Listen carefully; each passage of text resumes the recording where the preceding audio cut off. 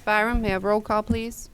Miss Anderson, Here. Miss Dawson, Here. Miss Harrington, Here. Miss Quintern, Here. Mr. Rickett. Madam Chair, the clerk certifies the presence of a quorum. We stand for the Pledge of Allegiance. I pledge allegiance to the flag of the United States of America and to the republic for which it stands, one nation, under God, indivisible, with liberty and justice for all. Thank you. Are there any adjustments to the agenda? No, ma'am, I do not have any. I believe there might be one, though. I do have one, yes. I am trying to find it. I apologize. I was trying to look real quick. What is it listed under? Board member items, this one here. Under 8A. 8A, if you could scratch that for me, please. Madam Chair, I also, after speaking to several members on the board here, would like to postpone to the next meeting item number 8B, the proposed policy. All right. May I have a motion? So moved. May I have a second? Second. All those in favor by saying aye? Aye. Aye. Are we voting on both of these? We're removing both of them, yes. Okay. Yep.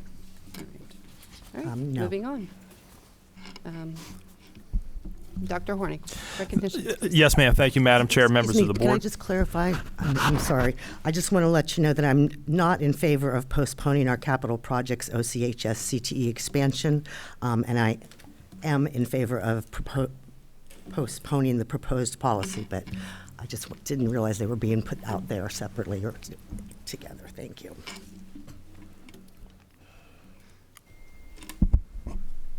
You may proceed, sir. Thank you very much, ma'am. We're going to begin this evening. Ms. Burke, are you good to start, or should we? Well, skip me for just a moment. She's in the parking lot. She's on her way in. Okay, copy that. Then let us move to Ms. Frady Lawhorn and our friends from Finance. So, Lisa, if you could come forward, and then Ms. Burke will come back to you.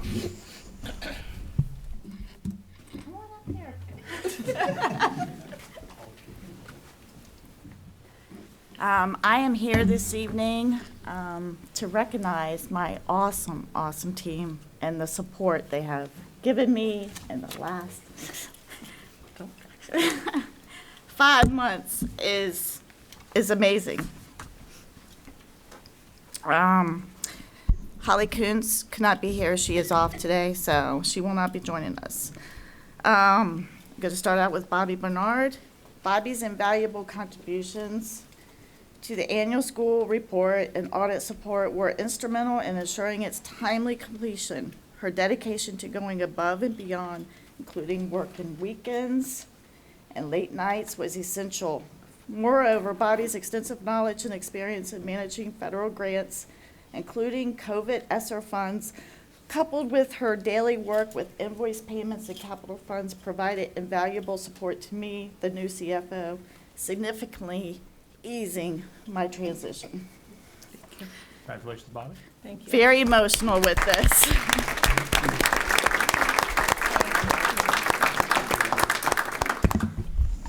Next is Jennifer Cloudabuck. Now I feel better. Jennifer's dedication and support were instrumental in the successful completion of the complex audit process and annual school report. Working late or over normal work hours, she provided exceptional interaction with the auditors, ensuring all requests were timely addressed. In addition to her regular duties overseeing school, bookkeepers, and accounts receivable, Jennifer's expertise and diligence were invaluable in assisting with the audit, annual school report, and helping me, the new CFO, acclimate to the school. Thank you. I cannot say enough about my team.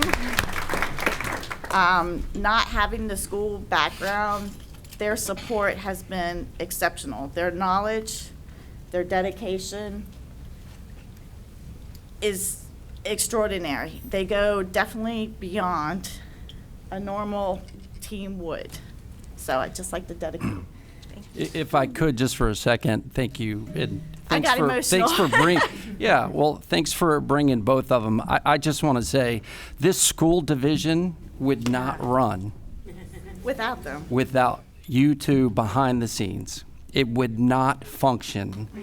And you guys are the ones behind the scenes that nobody knows about, but now everybody in this room knows about it. You guys are phenomenal. Thank you. Madam Chair, may I say something?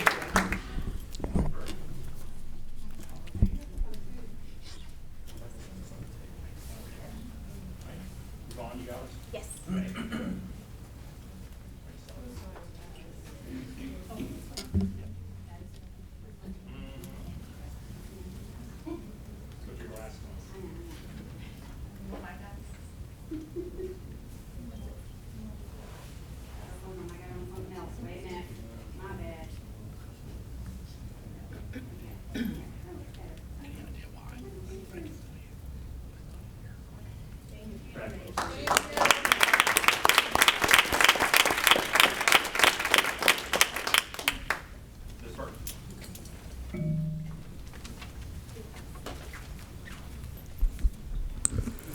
Good evening, everyone. It is my pleasure to be here this evening to introduce to you Miss Kristen Boudreau.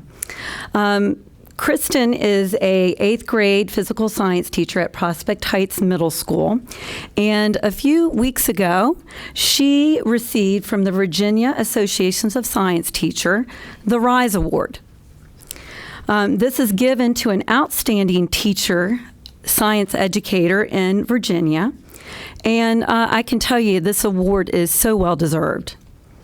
Kristen is a master teacher in science education. She has taught high school biology, middle school earth, life, and physical science over her 24-year career. And we just wanted to take the time to recognize her this evening in all her accomplishments. She goes above and beyond. And just to create such meaningful, engaging lessons in her classroom. She has been a leader with the change in the science standards. I will attribute her leadership to us making it last year in the science standards, which were very, very much new. These are just a few of the things that she has done in her time as a science educator. She has developed outdoor classrooms. She has spearheaded school science fair and fostered the participation of many of our students in the science fair at the school-based level, but also at the regional level. She has been the greatest liaison with the science as the science person for our Culpeper Soil and Conservation District. She helps collaborate with them to provide meaningful watershed experiences to our students. Every year since she has worked for Orange County Public Schools, she has worked on our curriculum in the summer, which is a very important piece to why we are successful in the area of science in this county. She has been awarded numerous grants that she has written through the Orange County Education Foundation to the Lake of the Woods. She just received one from the Lake of the Woods Lions Club. And every year she comes to me because she is a presenter at this particular conference that they hold in Williamsburg every year for Virginia science educators. And in all her free time, after she does all that science teaching, she is our girls basketball coach, and she's also our sponsor for the National Junior Honor Society. So Kristen, we applaud you and everything that you do right there. You're an amazing teacher.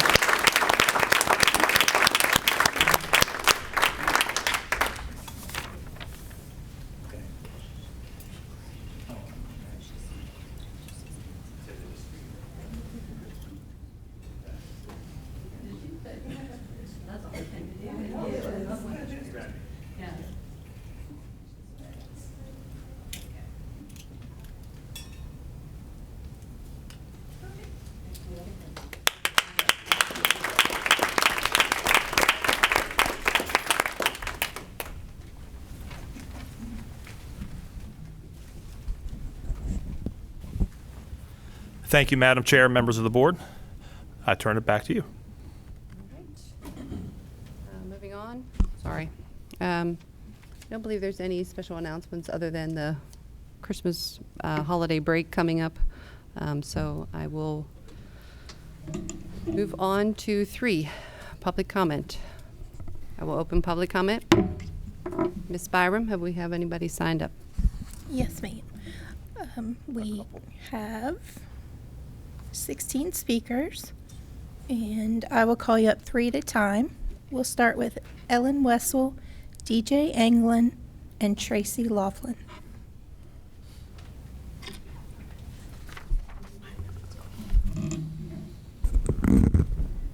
Hello. All right, so I moved to Orange County 18 and a half years ago. Before settling here, I'd never lived anywhere longer than 9 years. For about the same amount of time, multiple boards of supervisors and school boards have fervently agreed on the imperative of expanding courses and certifications in career and technical education. Studies, town halls, work sessions, and still more studies have been conducted. You've now got a solid, sound, exhaustively researched proposal in option G that could be an operating CTE facility in about 2 years once approved. I urge you to vote in favor tonight and take pride in finally moving this project forward.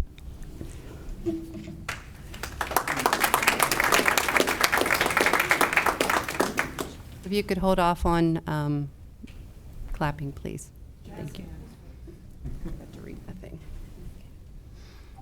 DJ Anglin. Read it. Sorry. Okay, we'll move on to Tracy Laughlin.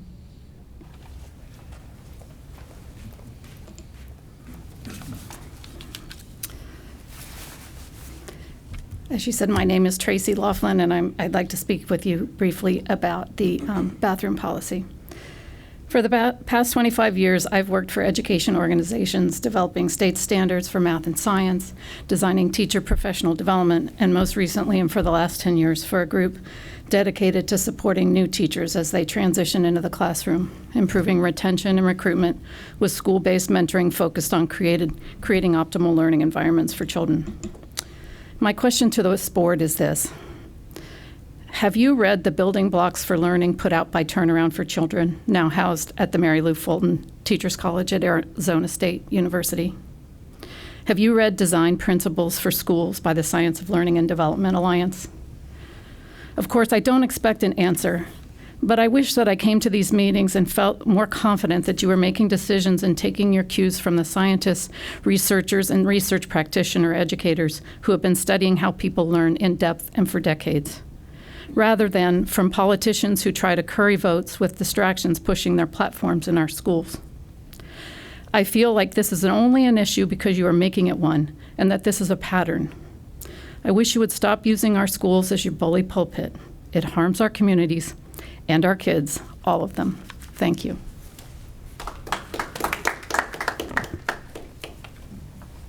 The next 3 speakers are James Miller, Ernestine Reed, and Joyce Bosworth.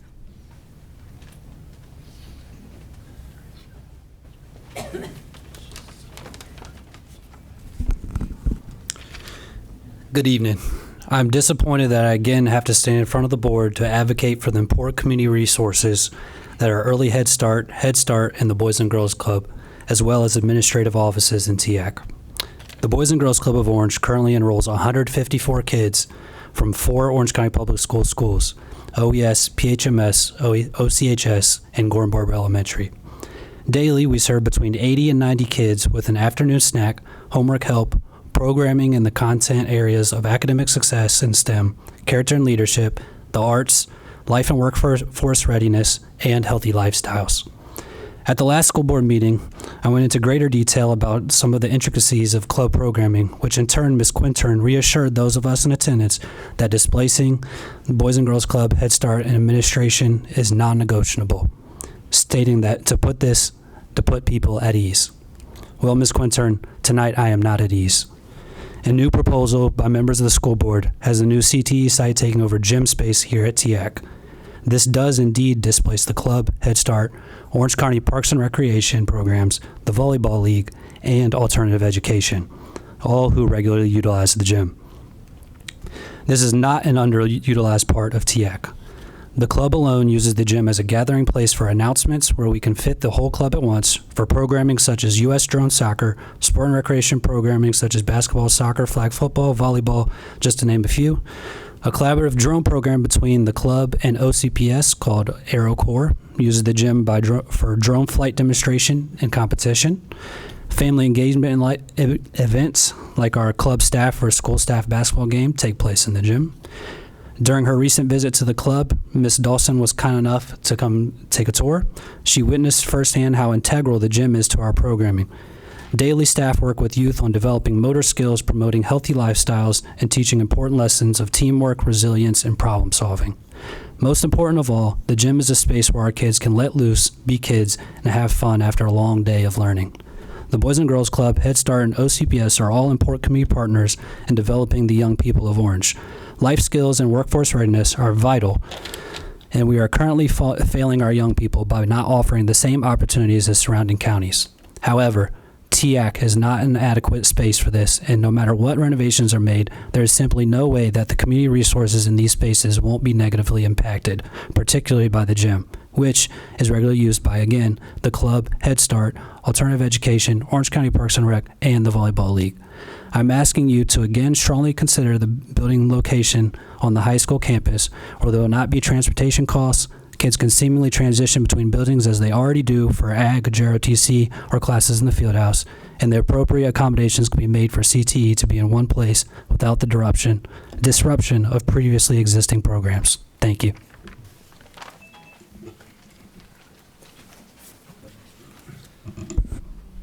Good evening. My name is Ernestine Reed. My husband and I were residents of this community for over 35 years, and we are currently property owners in the town of Orange.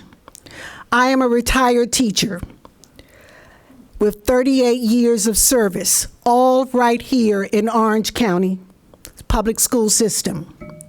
And not only after 2011, when I retired from the school system, I continued to educate in and out of the classrooms for 8 years until COVID came and I decided to take a break.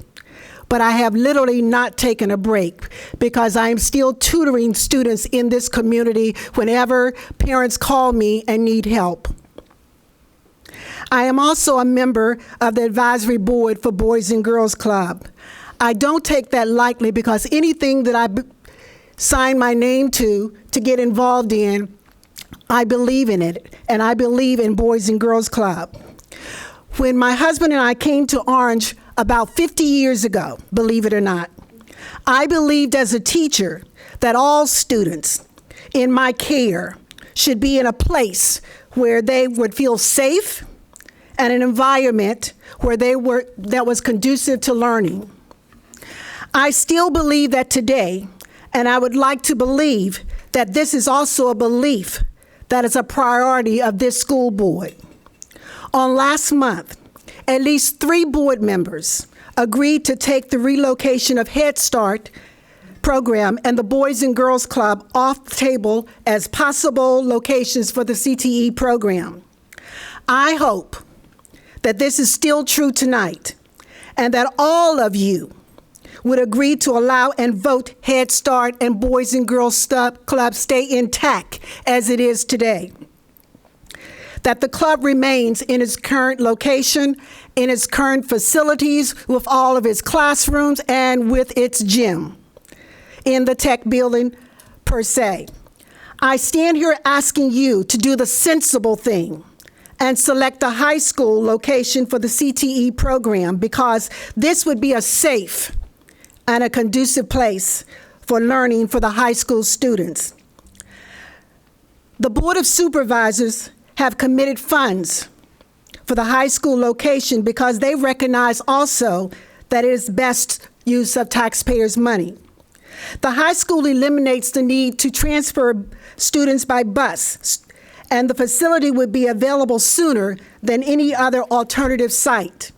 So, if safety of your children, of our children, and the environment that is conducive to learning is still a priority in the Orange County public school system, I hope that you, the Orange County Board, School Board, would tonight agree together as a team to allow the vital community programs currently operating at the tech that include the operation of Head Start and Boys and Girls Club to remain, as I said previously, intact with its gym and all the facilities that it needs to do what it needs to do in order to help young people maintain and understand their greater possibilities. Thank you very much. The next three speakers, oh, sorry, Ms. Bosworth. You can't leave me out. Oh, no. Good evening. Thank you again for the opportunity to speak. I'm Joyce Lumsden Bosworth, and I am a lifelong resident of Orange County. I'm here tonight wondering why we are still circling around this decision regarding the CTE program. One of the school board members put in writing, and I quote, "My promise is to fight against bureaucratic corruption by promoting transparency, ensuring fiscal responsibility, and governing with integrity." While this sounds great, if we look at other things said by this person, they don't follow that statement. They are pushing for a more expensive CTE solution, approximately $30 million more. The plan to renovate TIAC is approximately that much more than putting it at the high school. That's a lot of money for the taxpayers of Orange County. And it does not include the great expense of finding and renovating new space for any displaced programs. In addition, they are saying that we need to abandon OCHS and build a new high school in the center of the county. The cost projection stated by this person is $90 million. The actual cost of a new high school would be closer to $200 million. And that wouldn't solve anything long term because a second high school would probably be needed in the not too distant future.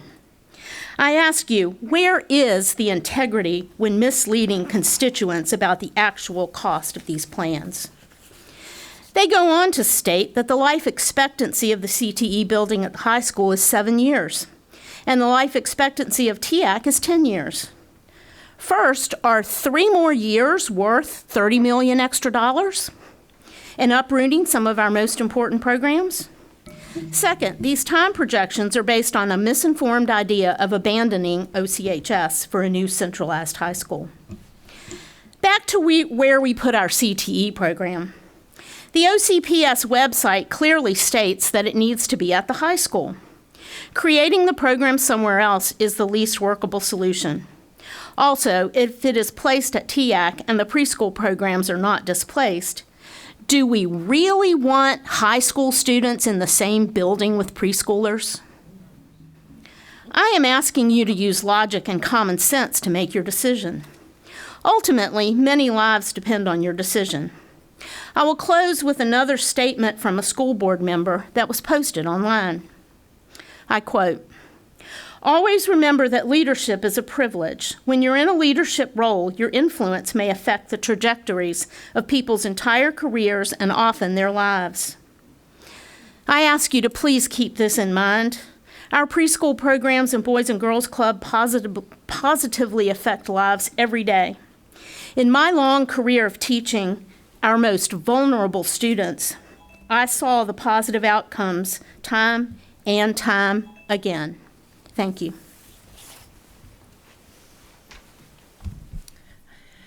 Okay, the next three speakers are Katie Hand, Leslie Foster, and Susan Sherwin.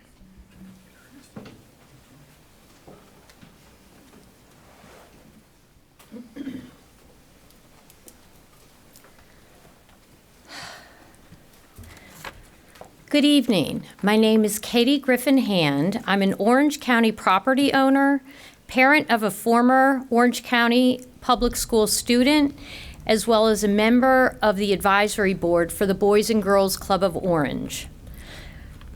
I went on record at the previous meeting in more detail, urging you to select the high school as the designated location for CTE. As shared, vital community programs currently operate at TIAC that would be displaced. These programs, as mentioned, Head Start and the Boys and Girls Club of Orange, are both high-impact, essential programs serving children and families throughout the community, as has been said. My son attended the Boys and Girls Club. One of his favorite activities was playing, after a long day at school, was playing basketball in the gym with the staff and his buddies.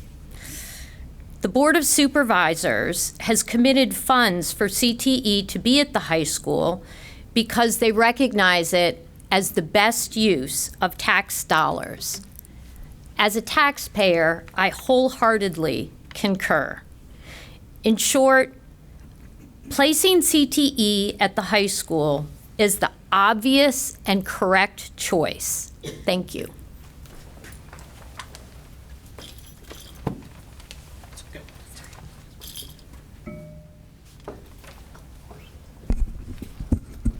Good evening. I'm Leslie Foster, a landowner in Orange and a member of the advisory board of the Boys and Girls Club of Orange. I spoke here 3 weeks ago in support of citing CTE at the high school instead of TIAC. I, like many, was concerned about the displacement of the Boys and Girls Club, Head Start, and the administrative offices. It was a relief at the end of that meeting to hear from Ms. Quintern that BGC would not be displaced. So it came as a surprise to learn recently that some members of the board have reneged on that promise with a current proposal to cite CTE at TIAC, which would include taking over partial use of the BGC gym.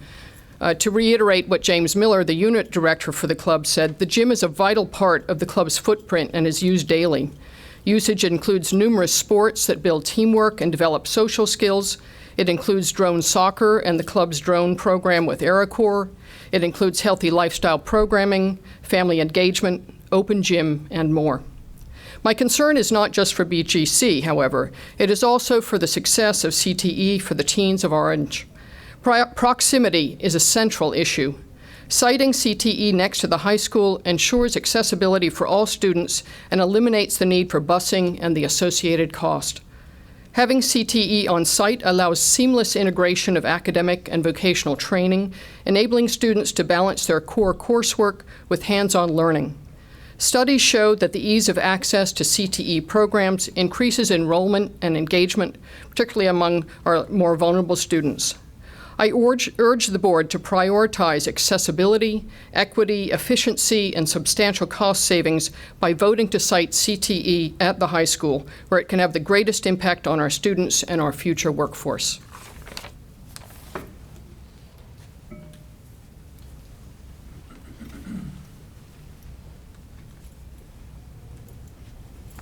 Good evening.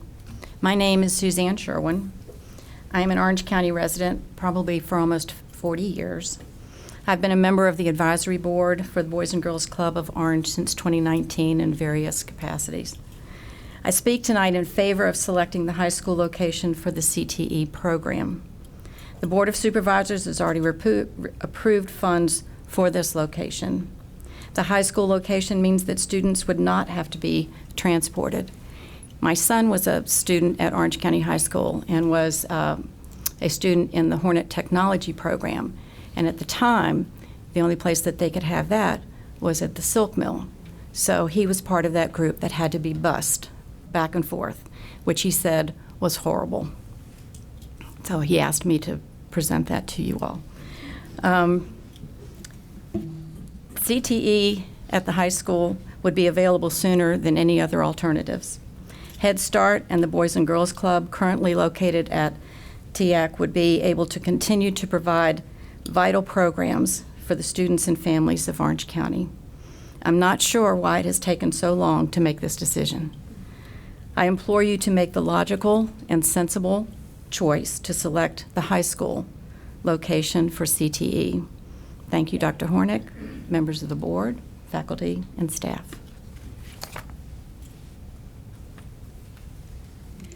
The next three speakers are Mary Lou Seelheimer, Alyssa Waller, and Sarah Yeager.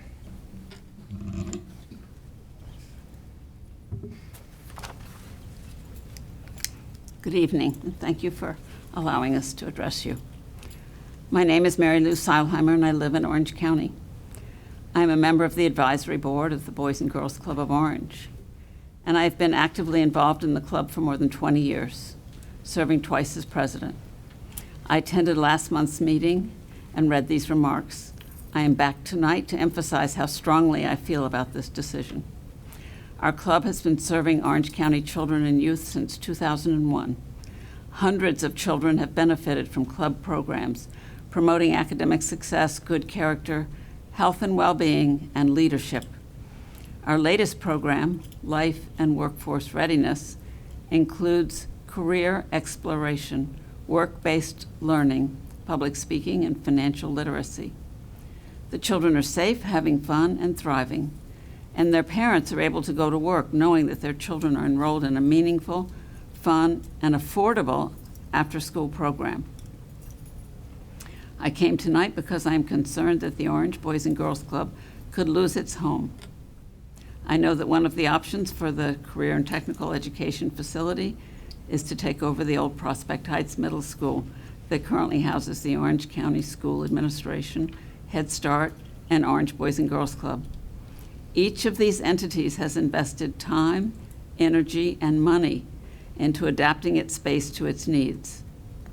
Generous donors in our community have contributed funds to the Orange Boys and Girls Club to convert locker rooms into computer labs and art rooms, to install an all-new kitchen with appliances, shelving, and cupboards, and to convert other rooms into spaces for games and studying. If we lose our space, the cost of replacing it would be prohibitive, and there's a good chance the club would have to close. This is an unthinkable loss for our community. I am also here as an Orange County taxpayer, asking you to make the smart decision and vote to build the Career and Technical Education building at the high school. It is the right decision because it would not disrupt the school board and administration, Head Start, and the Boys and Girls Club, and because the students would not have to be bused back and forth to another location to attend classes, and because the cost of the new building at the high school would be less than repurposing the TAC building. So please allow the Orange Boys and Girls Club to remain in our home.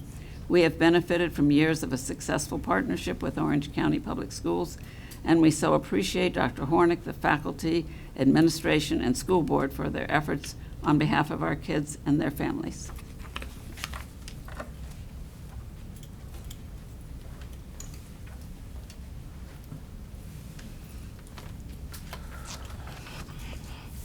Good afternoon, Dr. Hornick and the Orange County School Board and those in attendance. I had prepared a lengthy speech to reiterate my thoughts on what I believe is the appropriate CTE plan and why. I even included my concerns about relocating the Boys and Girls Club or administrative offices, as I don't think that's a viable solution. However, since our last meeting, I've received numerous comments, calls, and text messages that have been both informative and at times humorous. I want to clarify that this is not me complaining or attacking the school board in the way I've been accused of. This is about advocating for what's best for all our students and staff. I stand by everything I've said in the last meeting and every meeting I've attended. I speak from a place of advocacy, and I get up to this podium time and time again because I care deeply about the well-being and future of all of our students and staff. It is extremely frustrating to see plans and policies being discussed that don't seem to be rooted in fairness for everyone. You may have campaigned to represent your constituents or those in influential positions, but now you are representatives of all of the Orange County Public Schools and students. It is important to act accordingly. Your role now requires you to consider the broader needs of the district, not just a select few. In closing, I'd like to ask, why are we revisiting the issues of restroom access? Are there safety concerns that need to be addressed immediately, or can we prioritize more pressing matters? Issues like preparation for testing, rather than cramming information into our students at the last minute and expecting positive results, or addressing lessons that contradict the divisive content policy passed last year. As for the CTE building, the ongoing delays in plans and construction are further hindering progress. Have we not already wasted enough time? I apologize if it sounds like I'm complaining, but I cannot remain silent just to make you comfortable. Or as Albert Einstein once said, if I were to remain silent, I'd be guilty of complicity. I believe our students and staff deserve better.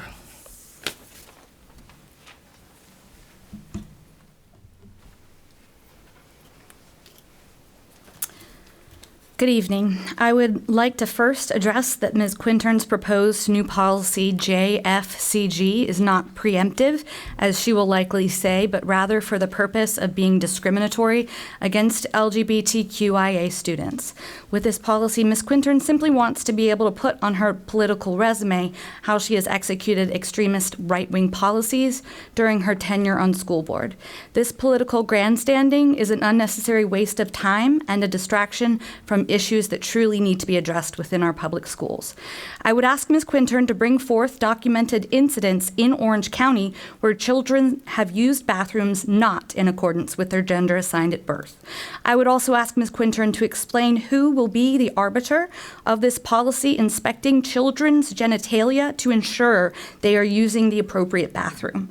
Students in the LGBTQIA population who already feel uncomfortable about this bathroom issue do already utilize the single stall restrooms. I ask the board to instead devote their time to true issues like preventing fighting and vaping within the multi-stall restrooms.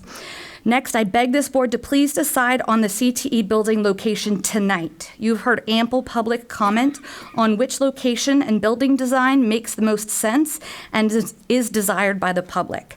I understand that this new design Ms. Anderson has cooked up will take away gymnasium space the Boys and Girls Club utilizes. You've heard in numerous public comments the vociferous outcry to not affect the Boys and Girls Club negatively in any way.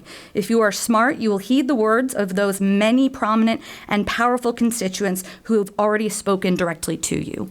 I understand that individuals currently working at the Orange County High School have significant frustration with the administration, and your failure to take action on building the new CTE facilities as promptly as possible. The need for classroom space has been there for years. Please work together and take action tonight rather than stroking your own egos and refusing to compromise.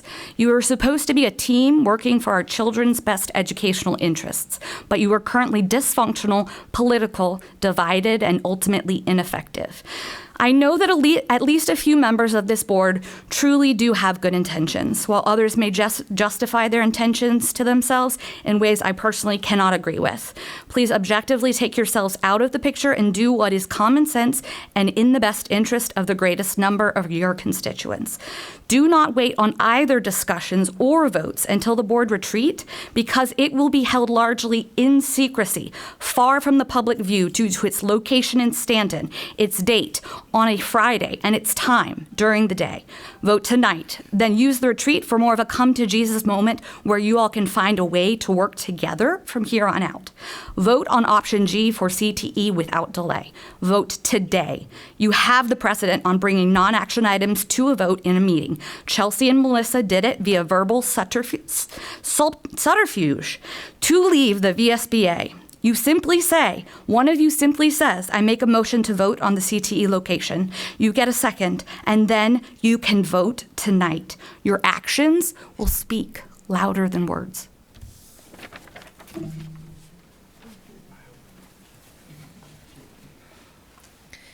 The next three speakers are Mary Brooke Miller, Holly Smith, and Laura Daniel.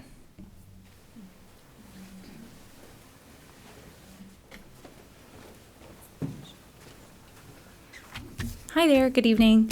Thank you so much for the opportunity to address you all today. I appreciate it so much. My name is Mary Brooke Miller. I'm a 2011 graduate of Orange County High School and the Blue Ridge Virtual Governor School Program. And when I went back to school to earn my master's in counseling, I worked here as a substitute teacher, and then I completed both my practicum and one of my internship placements here in the district as well, learning from some of your fantastic school counselors that you have on staff. I live in Orange in District 1 and work in a neighboring county as a middle school counselor. Part of my job is preparing my students for their high school and post-secondary journeys. My students are fortunate that this is not a simple task due to the many different pathways available in career and technical education. We use future admission to those programs to incentivize earning good grades in middle school and encourage regular school attendance so that they will be eligible to apply for such programs. We take a field trip with our 8th graders so they can see the beautiful, dedicated technical education building and get excited about the many programs available within it. Students in the district where I work are graduating from credentialed programs and entering fields which earn them an average of over $50,000 a year as an 18-year-old kid. Meanwhile, in Orange, we're lagging behind our neighbors while you've failed to take action. Our students don't have access to the diverse, high-quality programming and facilities that they deserve. The building on the high school grounds would completely eliminate the need for transportation, a major roadblock that we have already faced in years past, and would alleviate some of your future overcrowding concerns, as CTE students would spend a portion of their day in the adjacent building. I've heard now that despite what I heard at the last meeting, your plan to renovate TIAC for a piecemeal CTE facility includes overtaking the gym. Last month, you referred to concerns about the Boys and Girls Club being displaced as misinformation and misunderstanding, but this plan does displace the club. The club uses its gym in its entirety every single day as an integral part of its programming. It also leaves Head Start and alternative education without access to a space that they use regularly. While the TIAC building does have underutilized spaces, the gym is simply not one of them. I'm asking that you uphold your word and not move forward with any project that would take over any space occupied by the Boys and Girls Club or Head Start. There is a perfectly logical solution in front of us, and our kids deserve our investment in their future livelihoods without dragging our feet any further. Thank you for your time.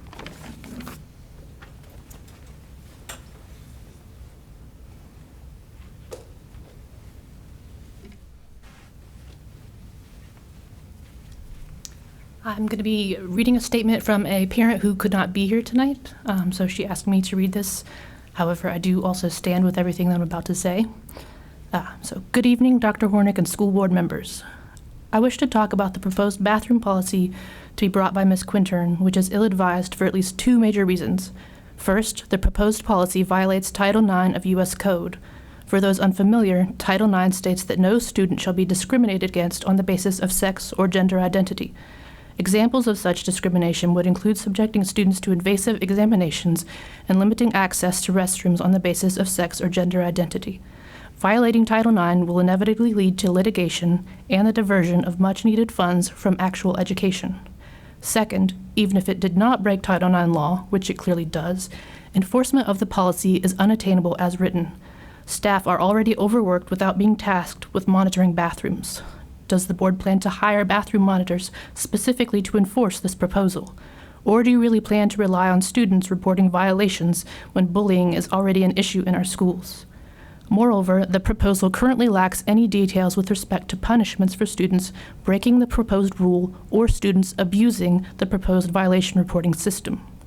There are real problems to be addressed by this board, including vaping, which I believe will be discussed in detail tonight, policies like this one, which at best is blatantly illegal, unenforceable, and poorly thought out, is merely an attempt to score political points and serve only to distract us from these real problems.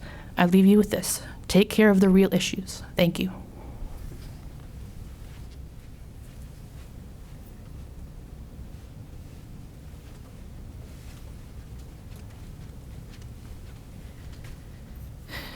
Good evening. It's been a while. So first, I want to address the bathroom issue, the proposed new policy. I don't know why we're, again, trying to address this issue when we already have policy in place, and then you are purposely attacking LGBTQ plus students. And there's other issues, too. Is it legal? Please talk to our legal counsel, your legal counsel, I should say, rather. One school system in Virginia has already received a lawsuit regarding this, especially the way that you have it written, and it's cost that school system too much money. And Orange has left the BSBA, so you don't have that protection either. So Orange doesn't have the money to deal with lawsuits. Second of all, the proposed of using a single stall unisex bathroom. That's great in theory if a student is comfortable with it, but how is that going to function with such, say, the high school, when they're now only given 3 passes an entire day to go out of the classroom for any reason? So if you have one single stall unisex bathroom that these students are supposed to use, but you have several students trying to use it, how is that going to happen? Are they going to be sent back to the classroom while they're waiting to use it? There's so many issues with that. And there's issues, a whole separate issue of why students are only given 3. And I know it has to do with the whole vaping thing, and I'll get to that in a minute. So please, I don't even know why we're addressing this. The other issue with the bathroom policy is reporting it. There's so many concerns and so many questions that are not addressed in this policy, and that the administrators have to work with you on how this is going to be implemented. Again, why are we wasting our time, or I should say, why are you wasting Orange County's time on this when there are larger issues at play, such as the CTE building? You have had, unfortunately, I couldn't make last meeting, but you had an outpour of people explaining the benefits of putting it on location at the high school versus using the TIAC building. You have programs that are going to be displaced. And Ms. Quinton, I know you already attacked the Boys and Girls Club, and you said you wanted to raise the rent on them because we needed the money, or we could benefit from the money. And Charlottesville, because they fall under Charlottesville's, they can, if you look at their budget, they can afford it. In reality, they can't, and you're hurting Orange County residents with that. I'm running out of time. So again, there are larger issues at play, including the vaping. And go back to the vaping at the high school and the single stall thing.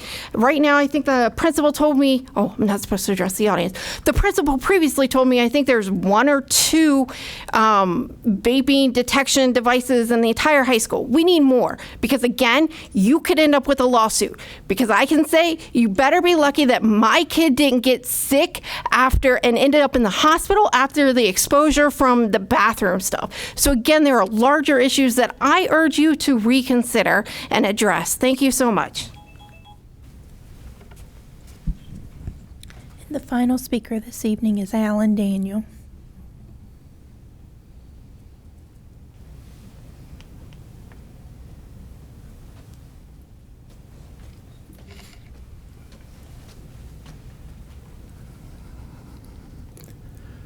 Hello, I would like to address the board and talk about the, I'm sorry, I didn't write anything down, don't have anything planned. But with the CTE building and everything, I'm for at the high school and not displacing the Boys and Girls Club. And also Head Start. I believe, Ms. Quintern, you're actually on the board for that.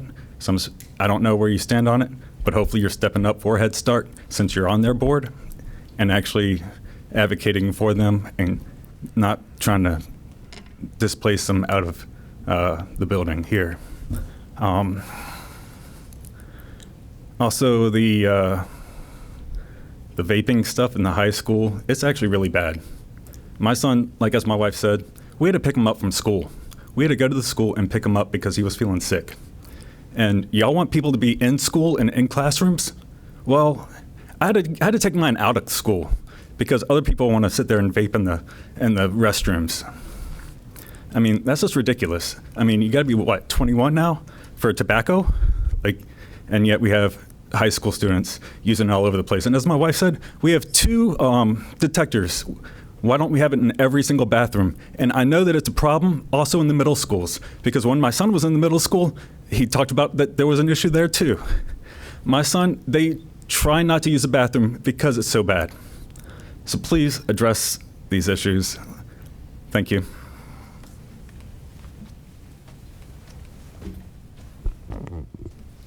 Madam Chair, I'd like to address the board. You took an action earlier. I had not submitted a request because I didn't think I was going to speak, but I understand that a change was made in the agenda, and I'd like to address that, if I may. Would you like to vote on that, or? I'm fine with allowing her to speak. We had a few cancellations as well, so. Please. Awesome. Thank you so very much, all of you.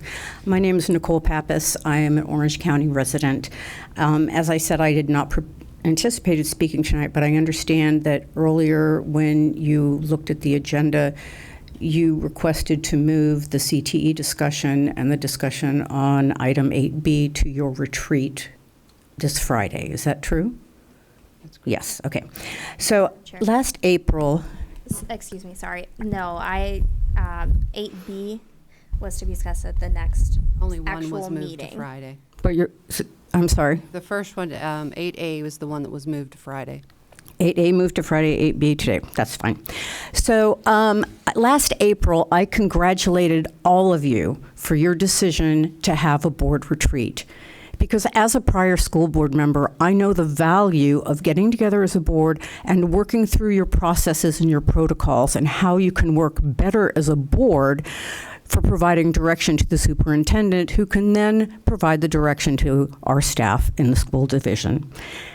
And now you're going to use that retreat for something entirely different. You're going to use that retreat to discuss CTE when at the last meeting I attended, you all agreed that you were going to vote on it tonight. And now that's not going to happen. So you're not doing what you said you would do. And the purpose of the retreat and board protocol and processes is to learn how, as a board, to do what you say you're going to do. That's what we'd like you all to do. In addition, when you are making this change for the CTE, it's because you want to discuss something that other board members have come up with. I've been attending board meetings. I never saw a single action discussion where you as a board agreed that two board members would go off on their own to come up with another solution. That's the staff's job. They brought you a recommendation. They told you these are your options. If you don't like the answers you're getting as a board, then you talk together to request your staff to come up with alternatives for you.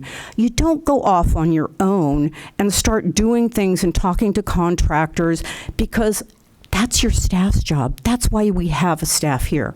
That's what your superintendent is for. And Dr. Hornick, I am so sorry that this is what you have to work with, because you shouldn't have to. You should have more respect than that from your board. The other respect, in terms of item 8B, I never saw any discussion about bringing that particular item onto the agenda. And that's, again, not the way boards work. Boards say together, this is an item I'd like on the agenda. Do we all agree it should be on the agenda? Yes, thumbs up.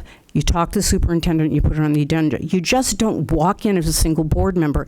How hard is it for this gentleman, the superintendent, to have 5 individual bosses? No, he should have 1. That 1 is a board.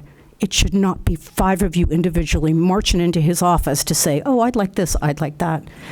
So your retreat is your process, your protocols. Learn how to work together as a board, because that's what we as your public want to see.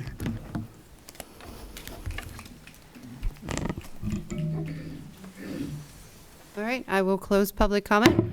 Oops, sorry.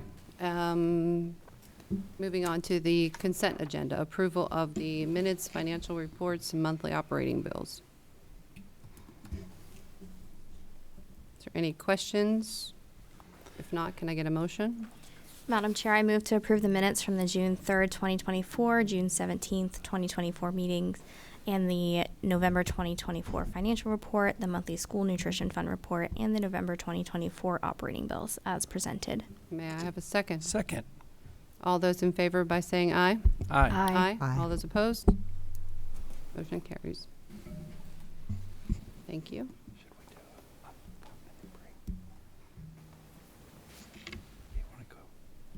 Let's do one more and then we'll do that. We'll do the action items. Dr. Hornick. Yes, ma'am. And Mr. Neely is here if you have any questions. But these are requests for field trips. They are wrestling events that will be happening over the winter break. And we have the information as far as the cost, where they're coming from, and where our wrestlers are going. And if you have any additional questions, Mr. Neely can likely answer them as well. Madam Chair, I move to approve the overnight and out-of-state field trip requests as presented. Do I have a second? Second. All those in favor by saying aye? Aye. Aye. All opposed? All right, moving on. You're going to come back afterwards, let us know how you did. Thank you, Mr. Neely. Thank you. Thank you, Madam Chair, members of the board. Next, we're excited this evening to bring some information forward. Coming from our Orange County Youth Council, and I had a chance to meet with some of the members of this organization as well as Ms. Vines before Thanksgiving. And so I'd like to invite these fine young people to the podium.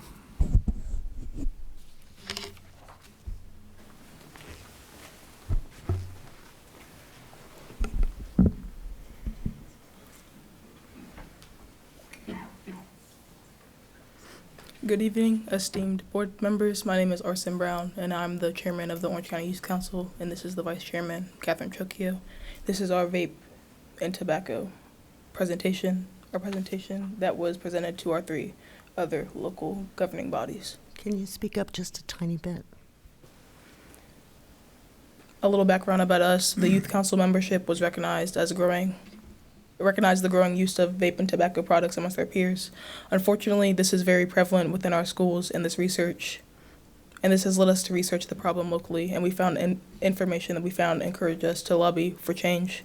The journey started in January of 2023 with our first letter to our state representatives, with a follow-up letter in November of 2023. In our original letter, we asked that the main focus was to stiffen penalties for selling to underage minors. The local problem: 35.8% of Orange County high school students are reported using electronic vaping devices within 30 days prior of taking the Youth Risk Behavior Survey in 2019, compared to 15.1% in 2017, with a 135.8% increase.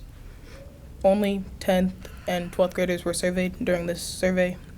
27.3% of Orange County 8th graders surveyed in 2019 reported using electronic vaping devices within 30 days prior to taking the survey, compared to 8.3% in 2017, a 228.9% increase. Per the SROs, approximately 40 to 50 vape pens were confiscated during the school year of 2023 to 2024 from the students in the high school building, which is a very conservative guess. The local problem continued. Approximately the documented number of vape incidences at Prospect Heights was 3, with Locust Grove being 18. The number of repeat offenses at Locust Grove Middle was 4. The number of out-of-school suspensions at Prospect Heights was 3, with 28 at Locust Grove Middle School, which is a combined day of 31 days missed between schools, and the numbers are higher, but the high school has not responded with the information.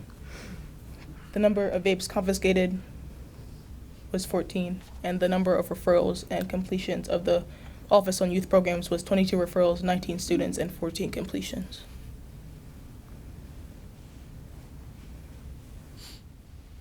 OCPS maintenance issues. OCPS maintenance currently removes 2 to 3 toilets per week due to lodged vapes. Approximately 22,000 in repairs has been expended so far during the 2024 and 2025 school year due to vape pens, which is not including labor costs, which is $3,400. The residual effects of vaping: students hanging out in the bathrooms, vandalizing other items, sinks, soap dispensers, and paper towel dispensers. Currently, OCPS has a contract that allows for free replacement of these damaged dispensers, but however, this is a fear that they may not continue the further contracts in the future due to the high level of replacement need.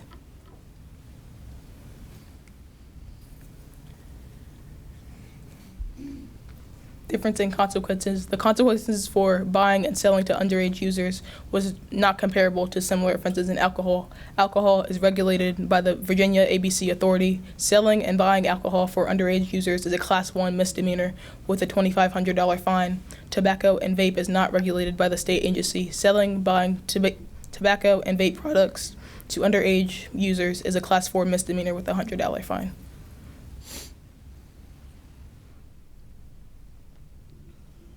Other findings: 6 out of the 10 OCPS buildings are within half a mile of a retail location that sells tobacco and vape products. 3 to 6 p.m. Monday through Friday were the times where we got the most foot traffic into our local tobacco and vape retail stores when we were first researching in January of 2023. This was also true when we researched in 2023 of November as well. In contrast, the traffic times fluctuate more during the summer. due to more free time.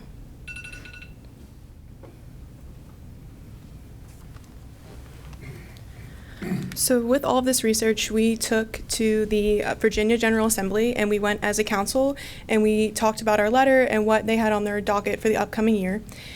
And after that, we were talking to them about what we had wrote in our letter, which was asking for a higher penalty of consequences for selling to underage minors.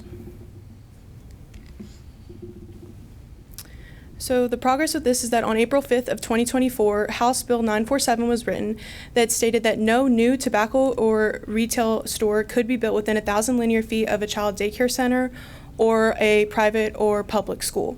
And this includes from the door of the school to the property line of the tobacco or vape shop. And in these next slides, we're showing you some already established schools in relation to some already established vape shops in Orange County. These would not be affected by the bill currently because it's only for new tobacco and vape shops, but we wanted to show you based off of the Orange County GIS map system. So this school here is Gordon Barber Elementary and childcare to the Neo Tobacco Vape Shop, and this is from the furthest point of Gordon Barber to the property line of the tobacco and vape shop, and it is less than 800 feet. The next building here is TIAC, which we are currently at now, and it is less than 1,000 feet to the corner Exxon, which also sells tobacco and vape products. The next is a child daycare center, which is Brightside Learning Center to the Dollar General at Orange County Village Shopping Center, and it is less than 1,000 feet, and this is on Spicer's Mill.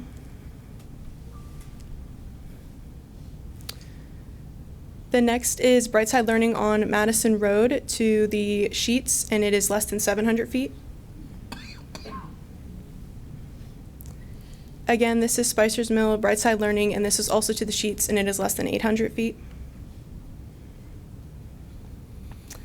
And then the closest one is Jupiter Learning Center at the Locust Grove Market. This is from door to door. It is 666 feet, but if we apply with the ordinance, it is more around 400 feet if you go from door to property line. So the next steps is we are trying to meet with and educate other youth-minded organizations to gather support for this ordinance so that we can take it back to our 3 local governing bodies so that they will pass an ordinance that aligns with the Virginia General Assembly. So if all 3 bodies enact this ordinance as passed by state code, the entirety of Orange County would be protected from new tobacco and vape retail establishments. And some benefits if passed are no new retail stores can operate within 1,000 feet of our schools, protecting our most prized possession, our youth, and then potential decrease in reported tobacco and vape products. And then long-term solution is limiting the exposure to targeted marketing strategies towards youth in near places they frequent. In addition to this, we hope to pioneer this ordinance, but we have some other counties that have already passed this ordinance, the city of Harrisonburg, Henrico County, and Chesterfield. And then there are 3 counties that are considering this ordinance, which is Richmond, Roanoke County, and Front Royal. So we are here tonight looking for support in form of a letter or a resolution so that we can take this back to our 3 governing bodies to have them pass this ordinance so that our children can be protected. Thank you. Any questions? I had a few. First of all, thank you for putting this together. This is amazing work. So whoever had a hand in this, great job. Have you all gotten a response from any of your letters that you've sent out? To the Virginia General Assembly, is that what you're asking? Or to other? To all of the governing bodies, whomever you've reached out to. We went in person to the Board of Supervisors, the Orange Town Council, and Gordonsville Town Council. And the Board of Supervisors recommended that we keep going back and bringing this issue with more evidence, same with the other 2 local governing bodies. Okay. If it's okay with the board, I'd be happy to work with y'all to draft a resolution coming from our school board. But I feel like this is also an appropriate invitation to invite you all to our next legislative committee meeting. I sit on the chair of that, and we meet directly with our representatives, Phil Scott, Bryce Reeves, and Abigail Spanberger. Of course, her office, I haven't reached out to the congressman-elect, but that's something that we could do. But if you all are interested or able to, I think that would be an appropriate use of time, but that also would have to work out with scheduling because it's during the day. We make it work. That's no problem. Okay. Yep. So I would like to We invite can make you all that work, to that. Mr. Price, correct? We'll Okay, get Robert- you got the we'll make- go-ahead. Get out of class. We'll make sure that we have access for I that. had one question. So when you presented to the General Assembly and you had listed on there selling alcohol to a minor, I believe you said a Class 1 misdemeanor. Yes. Tobacco as a Class 4. Did you get any input from anyone in the General Assembly about changing? You know, I think your approach is headed in the right direction, but your statistics basically say the foot traffic in some of these locations go up between 3 and 6. Well, what time does school get out? So we're selling directly to children as they enter because there's not enough teeth on it. Did they give you anything? I do no. When we went there, I do not believe so that they gave us, but they did give us other ways to approach the bill and how to get local support and stuff like this, especially for this ordinance. We had Delegate Scott at one of our meetings in September, I believe, and he told us to work on adding more information to our research and things like that to help gain support for this ordinance. I would just suggest, I would agree with Ms. Quintern. I think coming to the legislative committee meeting would be, I would also engage local law enforcement. It's still a Class 4 misdemeanor. So thank you both for all your work on this. Thank you. Thank you. May I speak, please? Ms. Harrington has some questions for you. Sorry. I just wanted to say thank you so much. I am so impressed with the work you have done. Please continue to advocate for change, advocate for health and safety for our students and our environment and our constituents. And I would also like to turn to our board and speak directly to other organizations within this county that can assist in this. Why? Why are we having students come here and present this information and being told to go out and get more information and bring it back and then we'll talk about it? I can't say what's going through my brain right now. Not appropriate. Absolutely not appropriate. I would like to have this conversation further relative to this board, and we'll be requesting that be put on a future agenda item, and whatever support we can do, including writing the resolution that Ms. Quintern has suggested or coming to the legislative committee that we work with, even though it sounds like Representative Scott has already worked with you. This is amazing in one sense because, again, our youth are leading us forward, making the difference. Thank you so much. And once again, bad on us. Bad. So thank you. Thank you. Thank you all.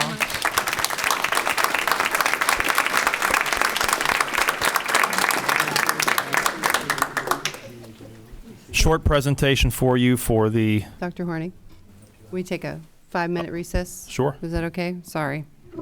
A 5-minute recess. Thank you.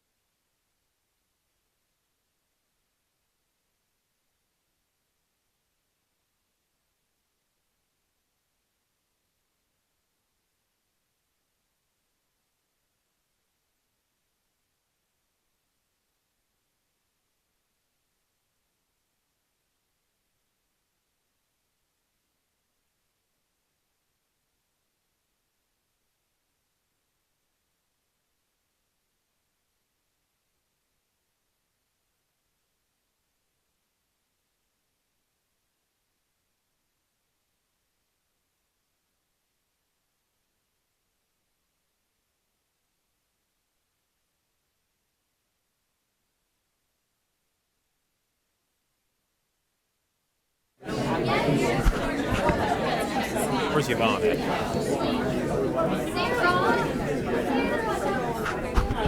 Thank you for being here. I'm very happy to be here. I'd like to call this meeting back to order, please. Hillary, how are you? Oh, hi. I knew who you were. And I met you before. But it's been a while. Yeah. I'd like to call this meeting back to order, please. Oh, I'm so glad. So used to. She spoke! Thank you, Marshall. Thank you. Dr. Hornick. Yes, ma'am. Thank you very much. Ms. Dawson, pupil teacher ratio report. I turn it to you. Thank you. Madam Chair, Dr. Hornick, members of the board, each year, because the Code of Virginia says we have to, we come before you and present the pupil teacher ratio report.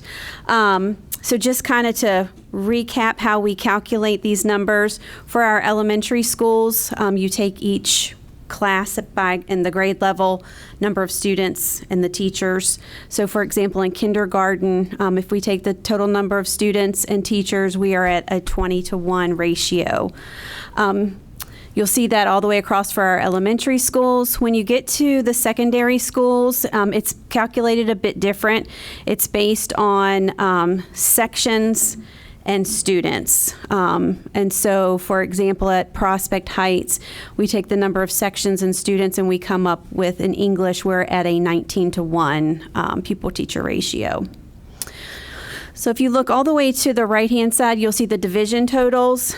So for kindergarten, division-wide, we are at 18-to-1. The SOQs say we cannot be more than 24-to-1, so we are well within that. And it goes all the way down through the secondary English, math, science, social studies. At the bottom, we list out the core personnel, so that for elementary is going to be your core classroom teacher. That excludes any support staff or any connect, and the same at the secondary schools. And then at the bottom, you'll see the total number of students, and also the number of core sections taught is included in this report for the secondary schools. Any questions from the board? Thank you. No, ma'am. You're welcome. I have a quick question. Yes, ma'am. I'm just wondering, I mean, these are wonderful both from the standpoint of instruction and education, the lower classroom ratios. How do our classroom ratios compare to our comparative divisions that we have around? And I'm asking it from the perspective of recruitment. That's a really great question. And Well, the I good don't- news is every division is required to do this They're supposed to do this. report So, in December. yes, And by, so hopefully this will give us an opportunity to look at their. yeah, I can bring that back to you. Yes, Yes. please. Absolutely. Thank you very Absolutely. much. Thanks. Thank you, Yvonne. And we're excited this evening. And so first, I see Mr. Arnold here. So Doug, I'd like to thank you for a lot of work that you did on the next presentation that we're going to give. Your institutional knowledge really helped put this together. And it's a pleasure this evening. So Doug did a lot of work on this, and it's a pleasure to introduce you kind of officially to Marty Pitts. Marty started a few months ago upon Doug's retirement, and Marty has quite a career coming to us in construction and project management. And all these two gentlemen, as well as Marshall, have done quite a bit of fact-finding, digging, rehashing old memories, probably some good, some not so good, to present to the board and the community some information on where we have been over the last 5 years. And so we have titled this presentation, Capital Projects and Facilities Upgrades. And these are a number of the things that we have done over the past 5 years to keep our buildings up and running and keeping them improved for our students. And so I'd like to thank Laura.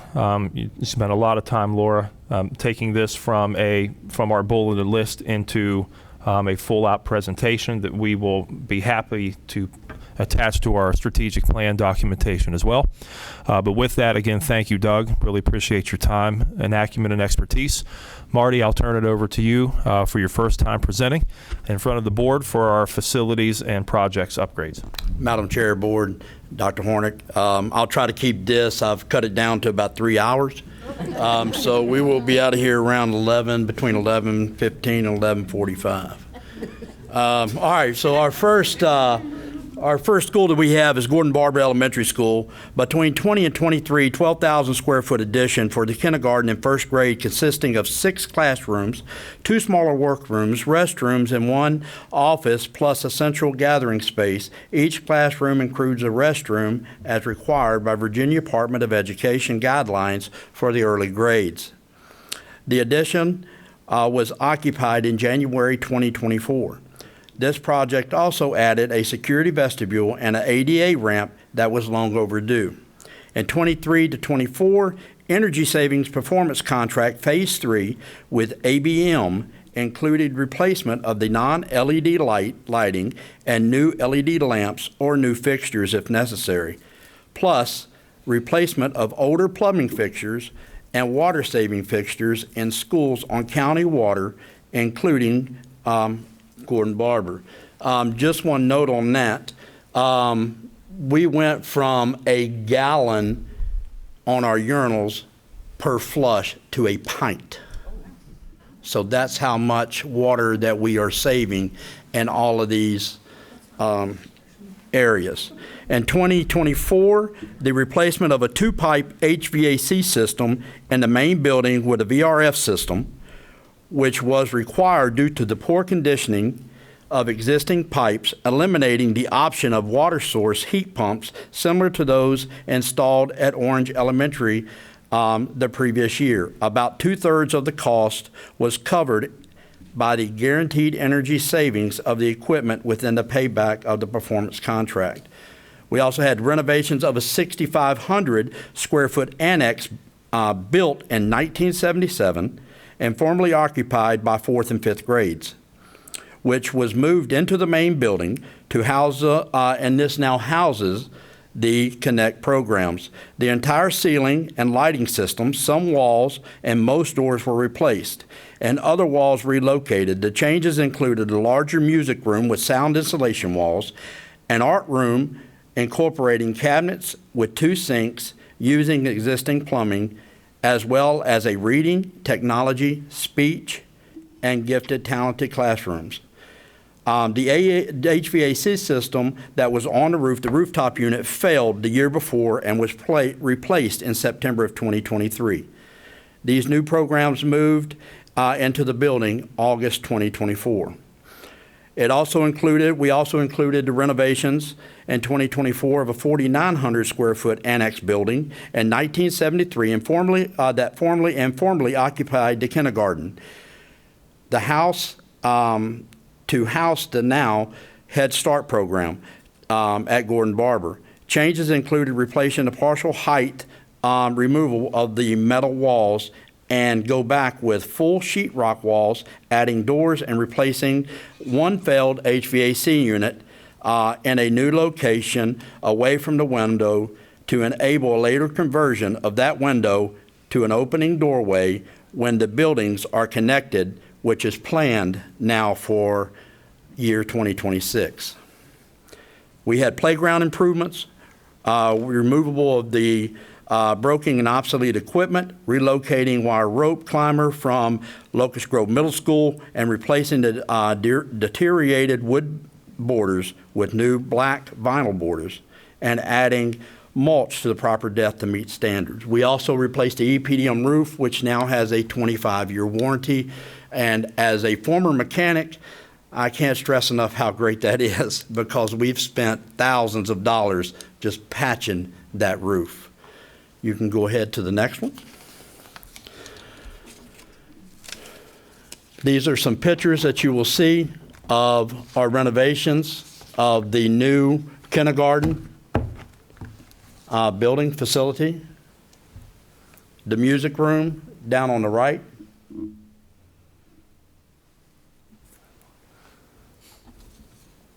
Next is Locust Grove Primary. In 2022, the security vestibule was installed, and it was built by 80% funding of the Virginia Department of Education School Security Equipment Grant plus 20% matched from the OCPS budget. We also, at that time, we had a problem, a problem with the traffic. We then instituted to relocate both bus drop-offs to the middle and between each schools. We took out islands, we repaved, we then moved the parent drop-off to each side of the building and the transportation. We also moved the gas tanks around to the back side. It is now a much more cohesive traffic pattern and allows a much smoother pattern between Locust Grove Primary and Locust Grove Elementary. You can go to the next slide.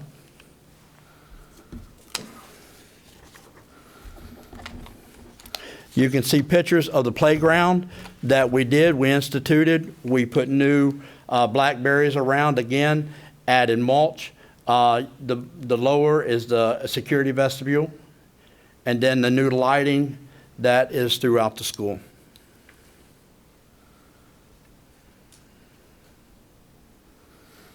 Locust Grove Elementary School.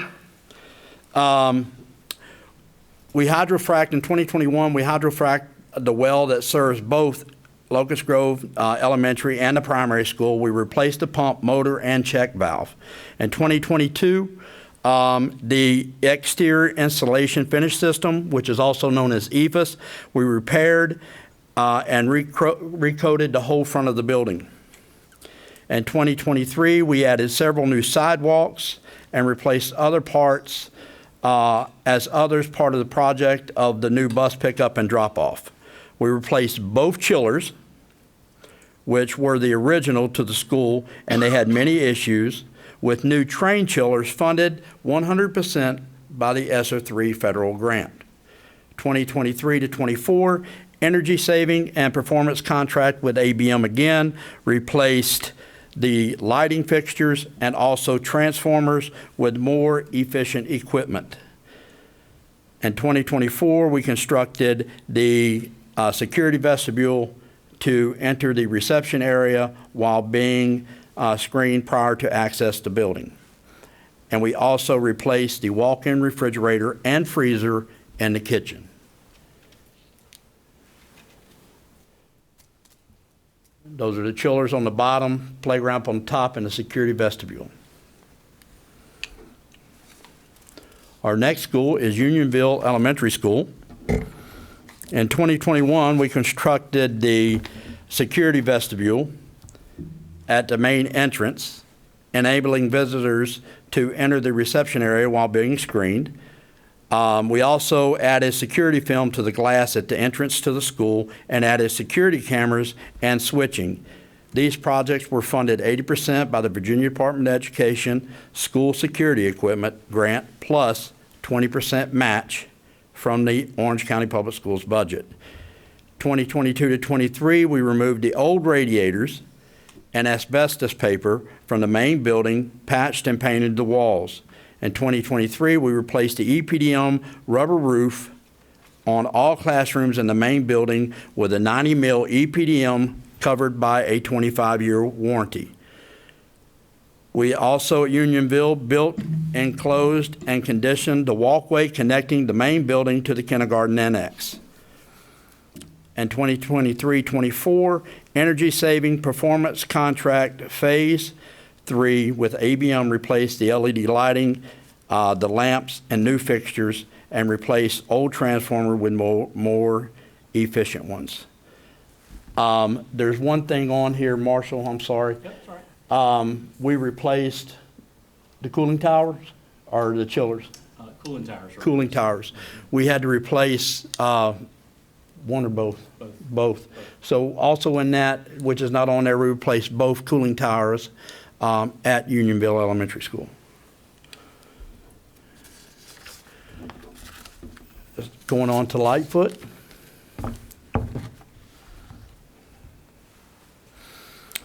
In 2021, we constructed a security vestibule at the main entrance, enabling visitors to enter the reception area while being screened.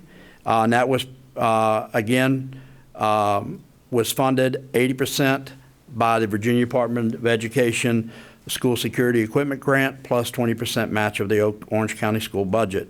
We also widened the gravel base at the parent pickup drop-off loop on the side of the building, milled the existing asphalt, repaved, and restriped the whole area. We built the enclosed walkway connecting the main building with the fifth grade annex. And also, 23 to 24, we did a phase 3, again, with ABM replacing all the non-LED lighting with new LED lamps and new fixtures, as well as replaced the transformers.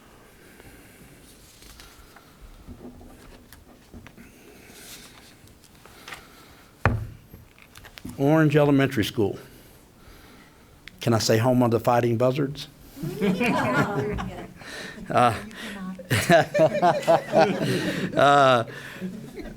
If those of you who don't know that, there's about 300, 400 buzzards that light up around that school and Porter Field. And they love eating the roof. In 2020, we applied a 50 mil silicone coating, which is covered by a 25-year warranty, matching the contract period of the solar panels to the existing roof on the main building. We installed solar panels on the coated roofs on a newer roof of the kindergarten annex, billing to be based on the power production from the system, with the initial cost below Dominion rates and 1% annual escalation, which is well below the average increase from Dominion. We constructed the walkway enclosure connecting the main building with the kindergarten annex and eliminating the stairs at the lower level of the building, enabling full ADA access between that floor and the exterior and the kindergarten classrooms and the rest of the building.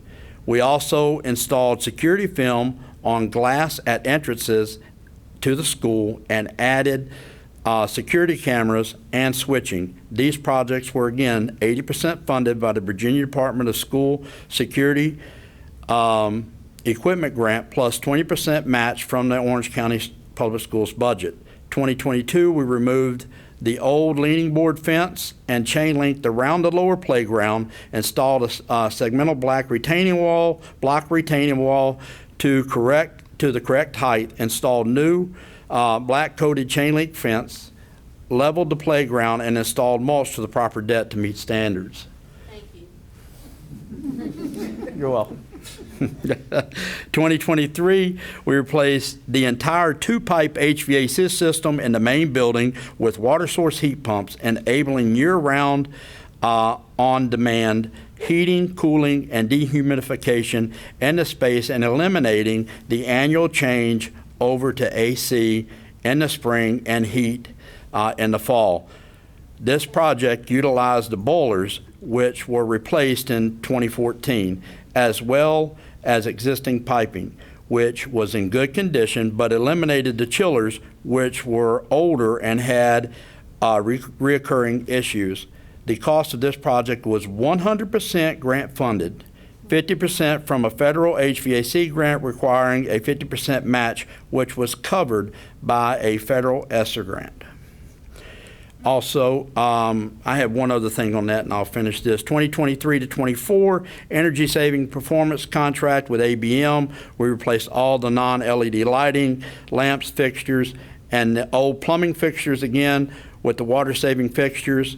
And also we replaced the transformers to make them more efficient equipment.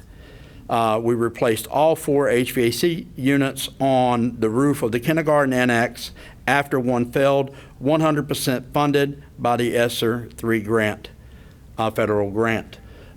We have on tap right now, should be arriving sometime in December this month, is the 2 pumps for the building loop We have one that has failed. It's now, right now, just on one. So we have, with ABM, they are going to be replacing the new pumps and everything for the loops for this. So hopefully that will cure all of our problems with that. And if you don't realize how big of it is to move from HVAC to heat, you have to guess on what day. We have to pick a day during the month and of November, and once we make that switch, it's done, and you can't make everybody happy with that. That's still going on here at T. Yes. Half of the building. So that's our last. Next is Locust Grove Middle School. We have, in 2020, we had our Newell, which is a comprehensive HVAC equipment overhaul program offered by Train. It performed on frequency drive on chiller number 2 at the school due to failure of drive. Although this service is recommended at 10-year intervals, the school was built in 2010. Our Newells are on the compressor and drive chiller number 1 and the compressor of chiller number 2 were postponed due to the lack of funding. We also installed new security camera and DVR system, 80% funded by the Virginia Department of Education School Security Equipment Grant, plus 20% match from the Orange County Public Schools budget. 2021 installed security film on the glass at entrances to the school, also 80% funded by the Virginia Department of Education School Security Grant. In 2022, we replaced the problematic light switches and controls in all classrooms, replaced all fluorescent and incandescent light lamps with LED. In 2024, the Newells for the compressor of drive chiller number 1 and the compressor chiller of number 2 were completed by Train. These projects were 100% funded by the ESSER 3 federal grant. In 2024, also installed a new 10 by 16 greenhouse funded by the Orange County Education Foundation.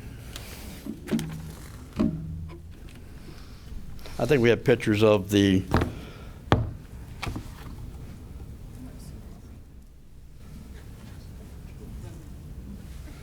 all right, Prospect Heights Middle School. In 2020, again, the exterior insulation finish system, better known as EFIS, we repaired and recoated the front of the building and the back wall of the classrooms. In 2021, EFIS repair and recoating of the cafeteria walls, replaced drywall soffit with beaded vinyl material, installed security film on the glass entrances to the school, and this was 80% funded by the Virginia Department of Security Equipment Grant plus 20% match from the Orange County Public Schools budget. We also painted the exterior doors, all classrooms on the second floor, and all restrooms for the first time since construction in 2004. We replaced the walk-in refrigerator and freezer in the kitchen. In 2022, we painted all classrooms on the first floor, plus other rooms, including the art room. We replaced the windows in the cafeteria. Windows throughout this building and LGES leak and are difficult to close and need replacement. But these were the worst. And I am putting in my CIP to have those replaced, but that is going to be a big ticket item, so we will work on that. 2023, we replaced both chillers with new Train chillers, 100% funded by the ESSER 3 federal grant. We purchased a temporary scoreboard at Porterfield Park from the rental company, had it wrapped with the school colors, and installed it at Prospect Heights Middle School football field.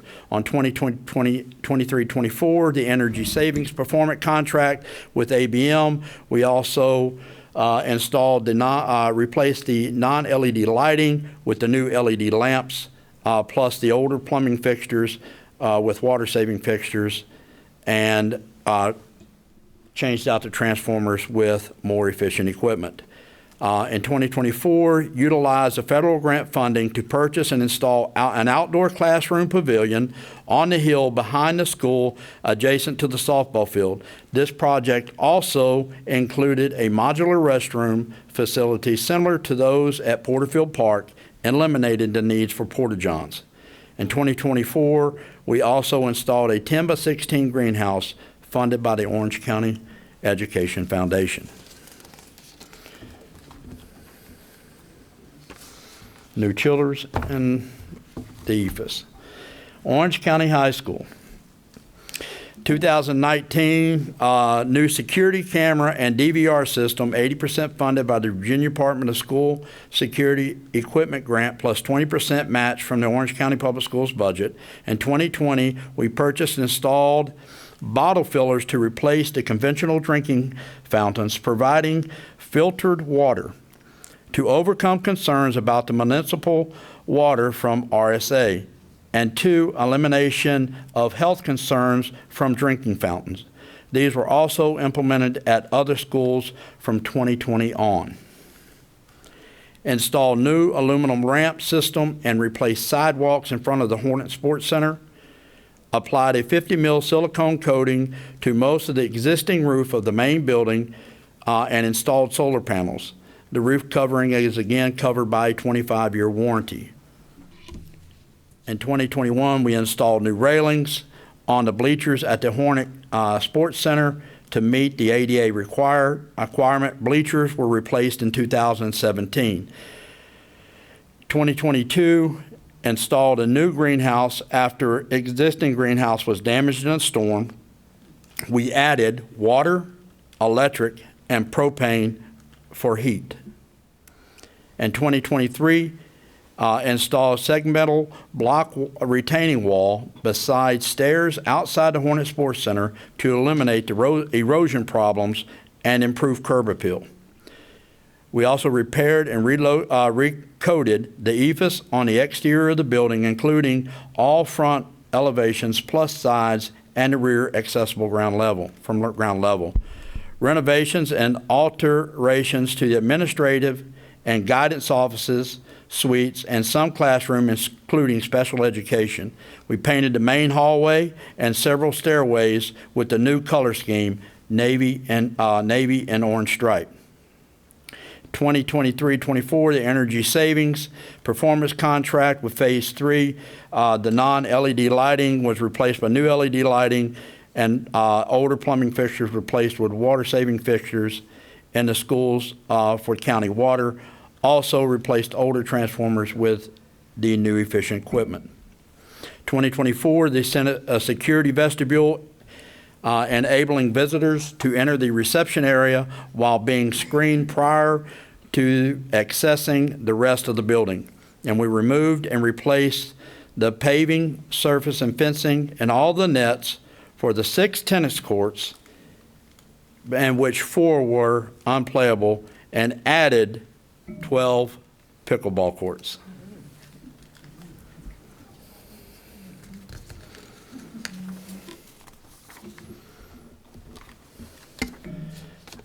Now to the Taylor Education Administrative Complex, 2019-2020, 2-phase renovation of 3 rooms at the rear of TEAC admin to accommodate cosmetology classes from OCHS. Much of the work was done by the TEAC maintenance staff. 2020, replaced walk-in refrigerator and freezer in the kitchen. 2021, renovation and alterations to several offices on the admin side to accommodate additional staff, including carpet replacement. Also renovated the large room past the kitchen to serve as the IT workroom. 2022, we replaced undersized emergency generator with a larger model able to operate servers and phones as well as other functions. Also removed asbestos floor tile and renovated room 51 for the alt ed classes. In 2023-24, the energy savings performance contract with Phase 3 with ABM included the replacements of the non-LED lights, new LED lamp fixtures, plus the older plumbing fixtures with, replaced old plumbing fixtures with water-saving fixtures, and also replaced the old transformers with the new efficient equipment. In 2024, we removed the plaster ceiling and asbestos piping in the Head Start hallway and one classroom, replaced leaking and corroded sections of the HVAC water pipe, and installed the new ceiling grid and tile. In 2024, we poured concrete at the Head Start entrance and technology office to level the entrance. I don't think we have many pictures on that. Lastly, Porterfield Park. 2019, we replaced the lighting on 3 poles closest to the baseball with LED fixtures. In 2022, the main scoreboard was damaged by a falling tree, covered by insurance, but procured a temporary rental scoreboard until the permanent replacement could be fabricated and installed. Removed the damaged scoreboard and several large pines and stumps and graded outside the fence to the remaining tree line. In 2023, we demolished the old center block restrooms, concessions, team room, and storage spaces under the bleachers, reinforced, removed rust, and painted all structural steel, rehabilitated the main bleachers, and replaced our portable bleachers. We installed a permanent scoreboard, replaced a large sign on the brick wall facing Monte Vista Avenue. We acquired 0.96 acres of additional land from the town of Orange, located outside the fence behind the scoreboard, and also including the batting cages and basketball court. In 2024, we removed concrete ramps on each end of the permanent bleachers and an apron in front, replaced all the new ramps with an apron meeting code, and that's ADA, poured concrete pads for all other bleachers, and paved the entire gravel area inside and outside the park.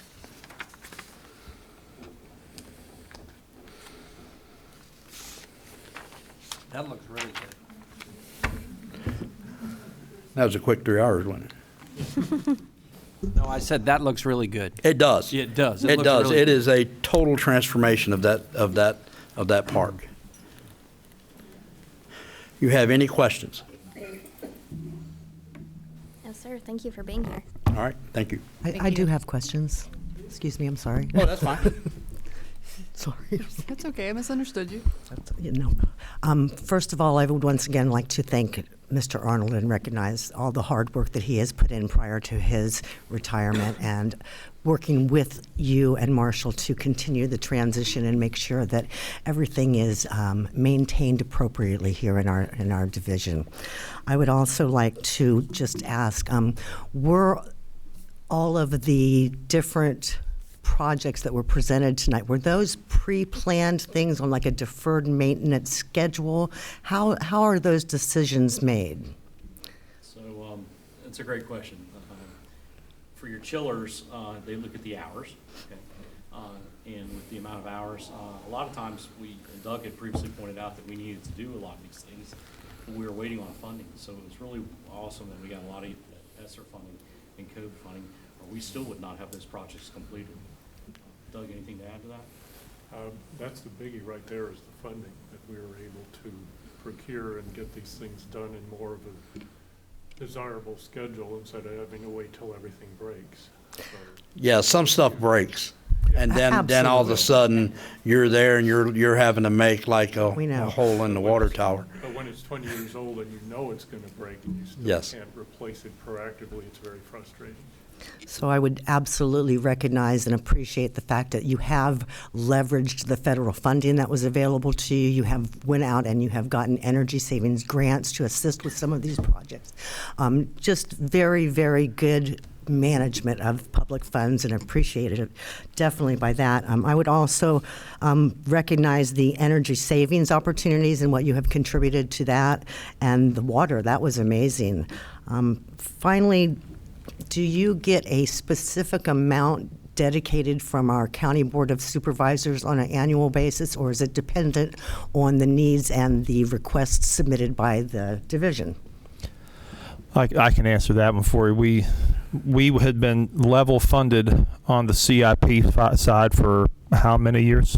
Since 2013. Okay, so it was about it was 570 some. 578, 666, I believe, and then we transfer another 200 and some thousand from operating to capital to supplement that. But we've been doing that in the same amount for over 10 years. We were very appreciative of, for this current budget, the FY 25 budget, there was an extra infusion of more than probably about $250,000, specifically to help us prepare for. We have quite a few issues that are looming, and they are ones that will shut down school, and that is primarily at Unionville and Lightfoot, in particular, for our water treatment, our septic systems.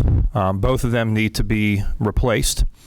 And so currently, Marty is beginning the process of working basically for design proposals, RFP for design proposals. We believe it is possible. Unionville is, I would say, in worse shape than Lightfoot. Yes. However, there are some potential discussions about maybe some mixed use should there be a fire station somewhere put in the area. But we know we need to address Unionville and Lightfoot. What becomes even more problematic is in short order after that. We basically, as a community, I think, are probably going to have to decide, do we look at the cost of extending, utility and sewer service to farther down 20 deeper into the Locust Grove area, or do we actually replace the septic system that serves both the primary and the elementary school? So when we come back to the issues that are looming on the eastern end, we already have a system there that is problematic before we add one more student. Right. And so that's why getting a jump start on addressing the growth in the eastern end is more than just adding on to a building. Mm-hmm. It also includes the infrastructure, the ingress and egress with the roads, and also the septic system there. All right. And so I think that's going to be ultimately we're going to have to look at that one is double the size, probably a little bit more than each of the Unionville and Lightfoot septic tanks, obviously because they're serving two buildings, which are each building is double in size relative to its sister school in the Unionville and Lightfoot area. So, we believe that the Unionville and Lightfoot projects, those septic tanks could be $200,000 to $300,000 a piece to address.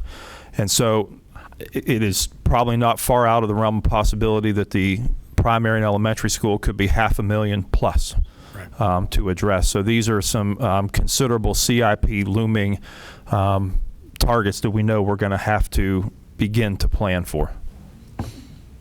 Okay, I would love to talk to you more, Superintendent, about maybe developing some type of a 5-year plan, having a dedicated funding source from our county supervisors that we know we're going to get each year, so that other monies that they can provide us for capital improvement can be aligned with our master plan or other needs that our students and community needs. Which is exactly what, so Marty is already building a draft that we will ultimately be working with our committee members on and bringing forward to the board. When we bring forward the budget, a significant component is the capital budget. And Marty will be continuing the trend that Doug had been working on, and it is built for 5 years out. That's wonderful, because wouldn't it have been nice if we could have used that ESSER funding for education and instruction? But thank goodness we did have it, and thank you for using it well. Thank you, sir. Doug, thanks for your years of service. Greatly appreciate it. Constituents and all the students appreciated all your hard work. Thank you very much. Glad to still be involved to what degree that I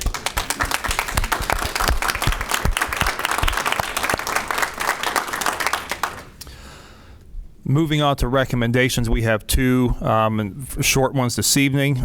Lisa, bring you forward for two supplemental appropriations. One is for the bus lease, and we can explain that. And then we also have one for grant proceeds.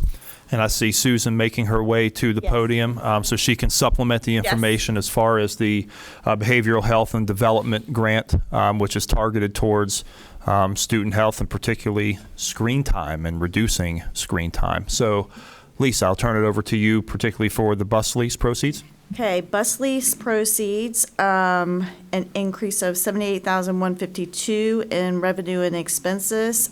This is due to when it was originally put in for the appropriation, it was an estimate. And by the time, and the county is already aware, the loan was signed and everything, there's a $78,000 difference. So I'm just bringing it to y'all so you are aware of it. Loans proceeds are already in place. County already knows.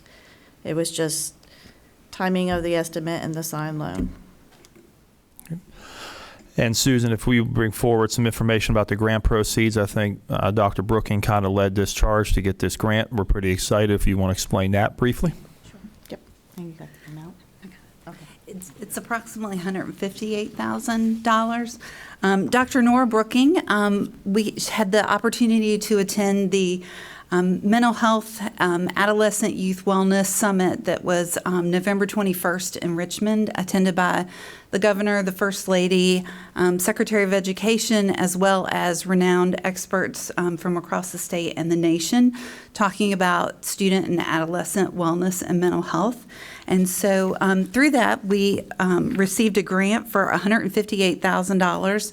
And what we'd like to use that money for is primarily staff development and parent training about how do we build protective factors for our youth to keep them safe, and looking at the mental health crisis across our nation with our children and adolescents.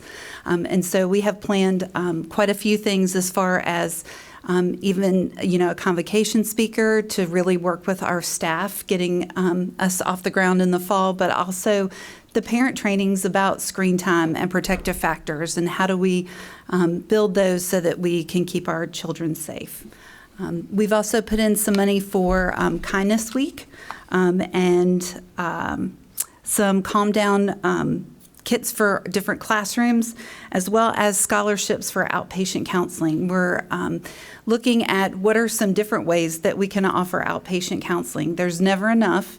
And we have right now agreements with several counseling agencies where they send someone into the school, and these are services that are in conjunction with parent permission, where students receive their outpatient counseling while they're at school. But again, there's just not always enough people, and so we're looking at other ways that we might be able to offer outpatient counseling in conjunction with families and parent permission for our students. I would like to talk more about, and I know I've been talking with Dr. Brooking about this, figuring out ways to reduce screen time during school as well. I know we heavily rely on technology and devices, but with that comes data collection and a lot of concerns about, what information is out there about our students and about our kids. So I would definitely like to support that and find more ways that we can reduce screen time in general. I think books, pen and paper is a great way to go. It might be a little bit more work, but we also want to educate families. What does screen time do to the brain and in children and adolescents? And so that's a lot of what we want to provide for families as well. Not only screen time, but social media. Excellent. Well, Madam Chair, with that, I would like to make a motion if you'd accept. Absolutely. Yes, please. I move to approve the supplemental appropriations totaling $236,652 increase in revenue and expenses. May I have a second? I will second that. All those in favor by saying aye. Aye. All those opposed? Thank you. Thank you. Thank you. Thank you, Lisa. Susan. Thank you, Madam Chair, members of the board. And finally this evening, Ms. Dawson has been putting in some work to clean up and streamline our staff leave policies and regulations. We currently have 3 that have various points of intersection with staff leave, and she has put in some work to streamline this into one. And so when you see the 4 documents before you this evening, 3 of them are complete red lines, and we are proposing to you all that it is replaced by one, which we have labeled GCBD-R. Yvonne, I turn it to you. Thank you, Dr. Hornick, Madam Chair, members of the board. I have put a lot of work into combining our policies. In working with payroll, we discovered that there was too many policies in too many places, and how can we put everything together in one place that is a one-stop shop for our employees? Additionally, talking about recruiting, we discovered that our sick leave benefit was different from other divisions. And what I mean by that is our policy as it's currently written states that, for example, a teacher gets 10 sick leave days a school year. But the way that it's written, they can't use that until it's earned. Well, you earn 1 for every 20 days that you work. So we were seeing an uptick in our leave without pay. And that became an issue. And so I did some research, and all of the divisions that surround us, they front load their sick leave and allow employees to use that without it being technically earned. Of course, there's a caveat in that if they leave us prior to earning all of their leave, they will compensate us back. So in order to be competitive, the new language here does just that. It allows us to front load the leave and not require a staff member to earn it before they use it. This also eliminates the current sick leave policy, and so that is the first part of this document. And again, this will help us with recruiting and making our employees happy. It also eliminates the leave without pay, which was GCBEA. That is also included in here. So if you look through it, it's going to include sick leave, family and medical leave. There's still a policy on that because it's way too large to incorporate it in here. Medical leave without pay, personal leave, annual leave, leave with pay for educational purposes, leave of absence without pay, military leave, professional leave, civil leave, and leave reimbursement. So again, it's all in one place for our employees to have access to it rather than having to look at multiple policies. Great work. Questions? Thank you. Thank you. I have a couple questions. Yep, absolutely. Thank you. It makes a lot of sense to put it all in one document. I was curious about on page 3 under personal leave. Okay. Number 1, that full-time employees get 2 personal days per year, but they can only take 1 per half of the year.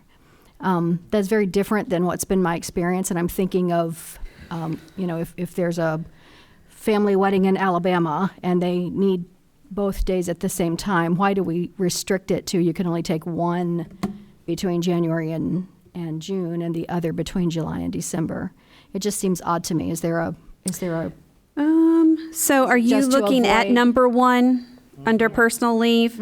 So what this is saying is that this is how you earn it. So you earn 1 personal day for the first semester, you earn 1 personal day for the second semester.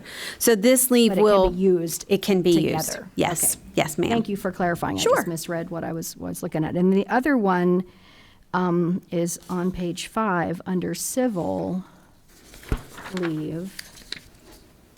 And there may be a regulation about this just because of the taxpayer funds that are used for things, but it seems, is it legally necessary to reduce pay when a teacher is out for jury duty? Do we have to do that? So we offset. So and that's for all of our employees. So if I get called in for jury duty and let's say I get $50, I bring in the thing that says I got $50 and that's what my pay is reduced by is $50. Right. It Yeah. just seems kind of petty.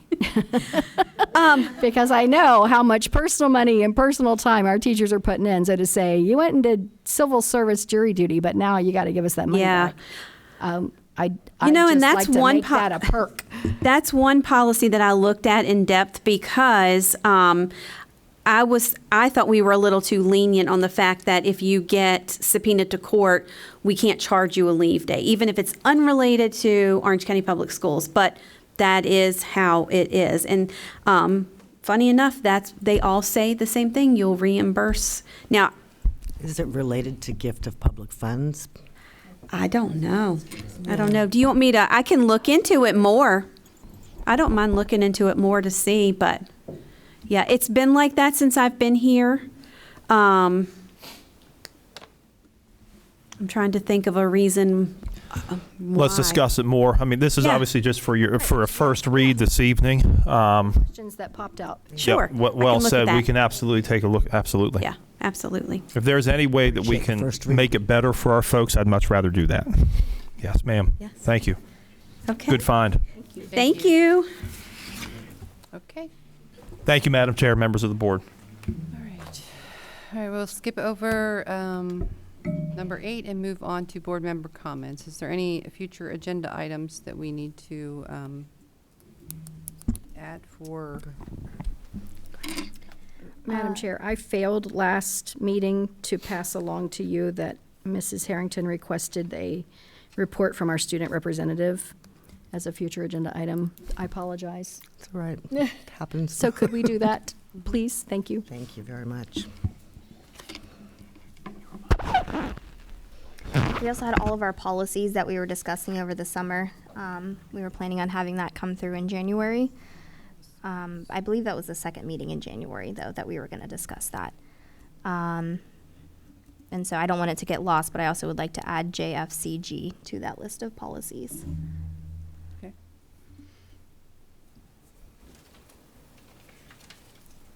Anything else? We are going to be discussing policy development and governance at our retreat. Is that correct still? I believe so, yes. Okay. I do have something else, yes. Okay, go ahead. Future agenda or comments? Hopefully future agenda item.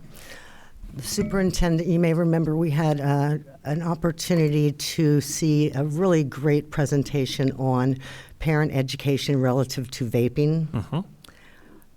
Our parents need to see this. I don't know if there's any way to contact that lady that provided that at a point in time. It's been quite a while ago. But if not, we need to get something in place to make sure that our parents understand how absolutely horrific and how different it is today from just smoking cigarettes and stuff. So Renee, Dr. Honaker, what Mrs. Harrington's referring to is Michelle Peace at VCU. And so a little known fact that we haven't necessarily widely publicized, but we are working with VCU, and whenever we find or confiscate vapes, correct, and if you need to correct me. So when we find them, we are essentially turning them over to VCU. And Dr. Peace, basically her life's mission is to hold electronic cigarette companies, et cetera, accountable for what they're not doing in her perspective. And so, and probably most people's perspective. And so what we're doing is we are basically providing those items to VCU so that they can continue to do research as far as what is actually being put in the vapes. That is a market that is far less regulated than even your regular tobacco cigarette market, and that makes it the epidemic that we have before us with a lot of folks, including our young people. One of the major problems is we really do not know for certain what is actually going in these devices, and so they are using these as part of this study to help bring forward the education, like there had been so much in the 70s and 80s about cigarettes, and it used to be incredibly fashionable, and then it became not fashionable, right? And that's where we need to get to with vapes and e-cigarettes. They need to become, there needs to be the level of education to make them not the fashionable thing to do anymore. There's a lot of things that I believe we still can do. Obviously, a few of the board members, as you know, have asked me about vape detectors and sensors. Those are definitely a potential deterrent. I will tell you they are incredibly costly. The device itself is is $1,500 at a minimum, not counting the subscription fee, the cabling we need to run, the install. I believe that's probably a good estimate for just the device, correct, Marshall? And so when you start looking at how many restrooms we have just at the high school building alone, it's quite an endeavor. So there's a lot of work we need to do. The truth of the matter is it needs to start with the education and the parent awareness. And so we have already been communicating with Michelle Peace, and I believe our students who were here, I referred them to speak to Michelle Peace as well. We met her at the conference when you first came on board. And so we will happily reach back out. I know she would be willing to come and share her expertise in some type of roundtable, parent engagement panel, whatever it might be, / potential presentation to the board. But you will leave her presentation being very, very honestly scared of what is in these devices. And it is an absolute problem. And it is a societal problem that we face in schools. I want to make it very clear, vaping is not a school problem. It is a problem that is brought into the school that we have to deal with. We are not peddling vapes. We are not making vape central locations. Okay, so this is a problem, much like most of the things we have to respond to. This is a societal problem that we have to find some additional ways to address. And that would be a really good start. She's really, her presentation is high quality on the, you will leave concerned and worried about what you may be putting in your body or what your kids may be putting in their body. So, Ms. Harrington, I guess to sum it up, we absolutely will do that and try to re-engage with Dr. Peace at VCU. And I would ask also, I don't know if you still maybe have a copy of the presentation that was provided to us that you could possibly share with all the board members? I will look that up for sure. Yes. Thank you. For sure. Anything else? I had a few things. Comments? Absolutely. Yes. Go ahead. So first of all, thank you all for coming and spending my birthday with me this evening. I appreciate you coming out. I did not have Head Start on the agenda this time, so I did want to give a short report out. We did appoint a president, vice president, and secretary. We finally have enough folks joining us that we were able to fill those positions. We did have 3 new members, and I believe all 3 of them are now appointed to positions for the board. Head Start's better aligning with school hours. We are looking at getting a waiver for allowing 4-year-olds on elementary buses, and same with 3-year-olds. But with that, there comes some challenges in requiring for harnesses and such. So I believe we're still looking into that. But our next meeting is January 27th at 4:15. And also I spoke with a gentleman this evening. He was not able to sign up for public comment, but he had a concern about speeding behind the high school, especially for the students that are walking from the high school to the JROTC building, and was requesting that, there was a 10-mile-per-hour sign that was erected, but it seems to be ineffective, and thinking that possibly having a deputy back there during transportation hours. I think Captain Seal can help us out with that. So there was a concern about, welcome. Welcome, Brian. There was a concern about speeding behind the high school, specifically where students walk from the high school to the JROTC building. There was a sign erected that states 10 miles per hour, but speeding continues to be an issue, according to this gentleman, and was hoping to get some kind of formal action, even just having a deputy back there while students are driving into school, students and staff. But I wanted to bring that to Yes, he spoke to me as well beforehand. Yes, ma'am. And then further, I had some concerns about some of the comments this evening, and I wanted to highlight the fact that with the Boys and Girls Club lease, it does not account for a cafeteria, gym, hallway, and restrooms. They have allowance to use those facilities. However, they require coordination with other programs within the building. I was not made aware until this evening that the gym has daily use, and that's not accounted for in the 5,256 square foot contract for the $14,496 annual lease. So I wanted to make that clear.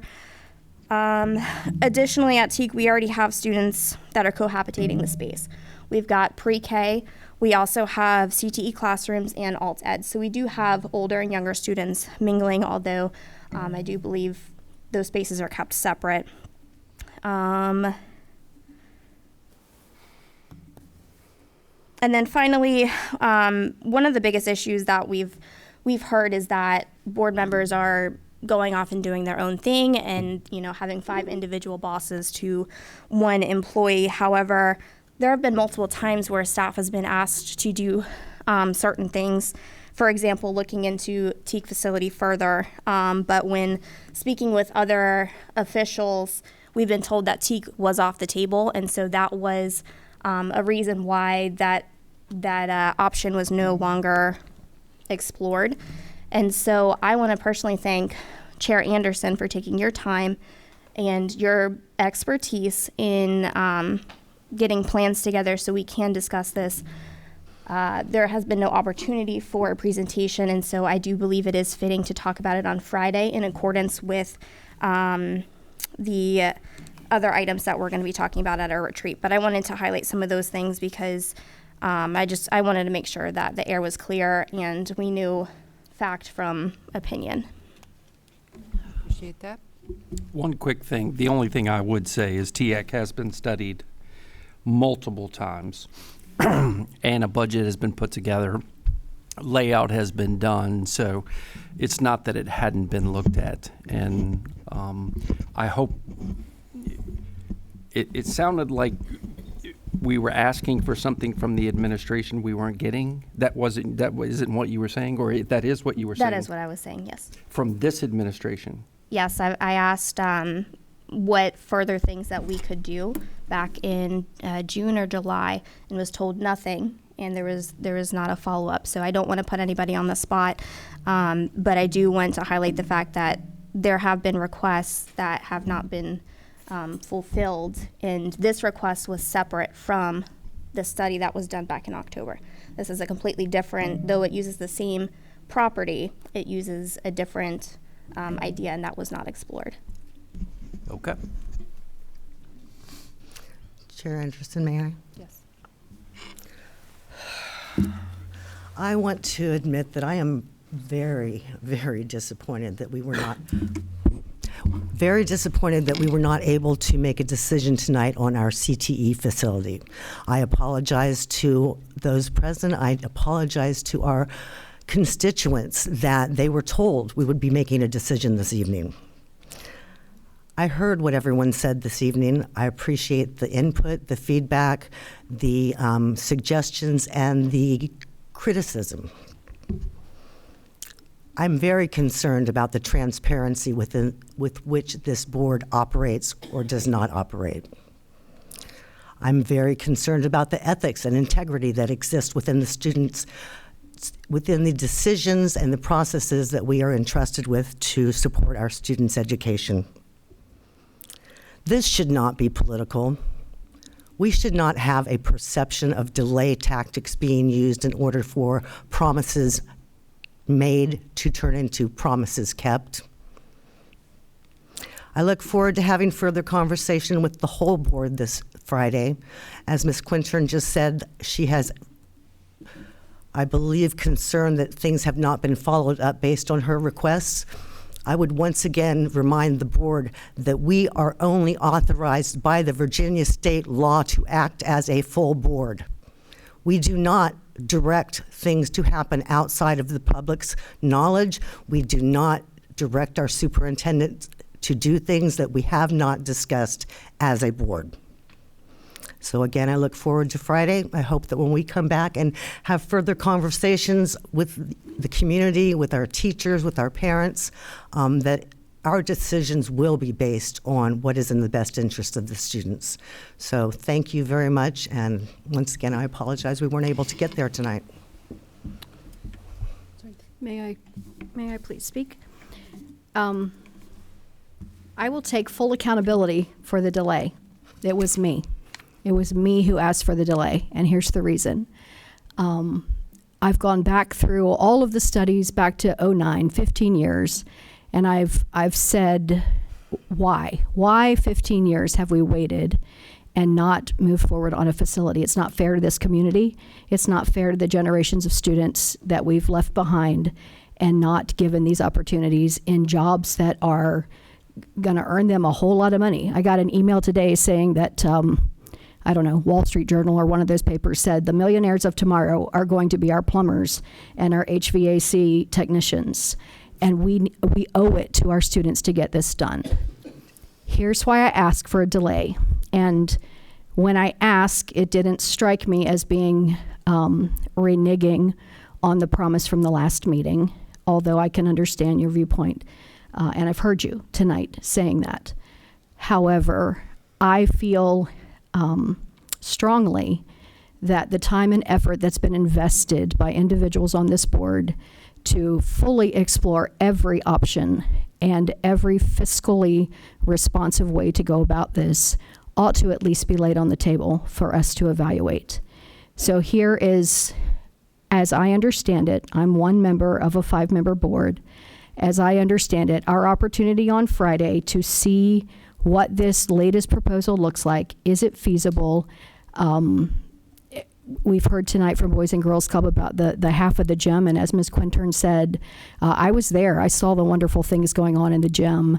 But in terms of the lease agreement with the gym, and I'm not aware of all of those details of it, I'm committed to Boys and Girls Club. We do not want to displace you. We value what that program does for our neediest of students and families. And I'm not going to vote for something that's going to displace Boys and Girls Club. Having said all of that, I still think the most fair way forward, and this is me, is to hear it out Friday. And I understand we're in Stanton. Please understand we're not trying to be secretive. We didn't choose Stanton to try to get away from you guys. We are your representatives, and we're here to listen to you, to hear you, to vote on behalf of what is best for you and our children. However, we so rarely have a chance for the 5 of us to have a conversation. You're welcome to come. Stanton is where we'll be. And I know it's a Friday, but it really wasn't intended to be a secretive getaway so we could, conspire. That's just not what's happening. But we do want a chance to talk about this. And then prior to the Christmas break, call a special meeting to take the vote. It's time to move this thing forward. And I apologize if my thought process created this situation for all of you. Thank you. One more. To do a public meeting and put it in the minutes. If we call a special meeting, it would be a public meeting. Can you vote on it? You mean when that meeting will happen? Yes. Yes. We can look into that. I'm game. I didn't quite what was the question? Schedule the special meeting now. If you Oh. wanna, you said last week. Yes. and this week, and that's a violation, but I'm not gonna get into that. But put it in the books. Yeah. Next week I have the 20th. Dr. Hornick, do you have any? Suggestions, Dr. Hornick?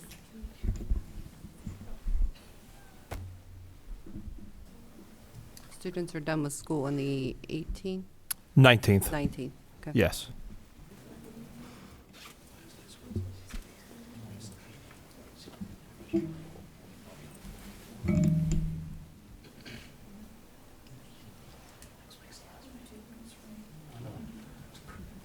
Monday's good for me. I have Monday the 16th? I have jury duty, so I don't know if I'll, when I'm getting out. I don't think I'll be late, but My first availability after the retreat is the 20th. Possibly, depending on the day or the time, I could do Thursday, the 19th. I cannot do Thursday. I can do either of those 2 days. 20th good for you, Dr. Hornick? I think it depends on time. Time's unflexible, so And no possibility for the 16th? I will be out of the state.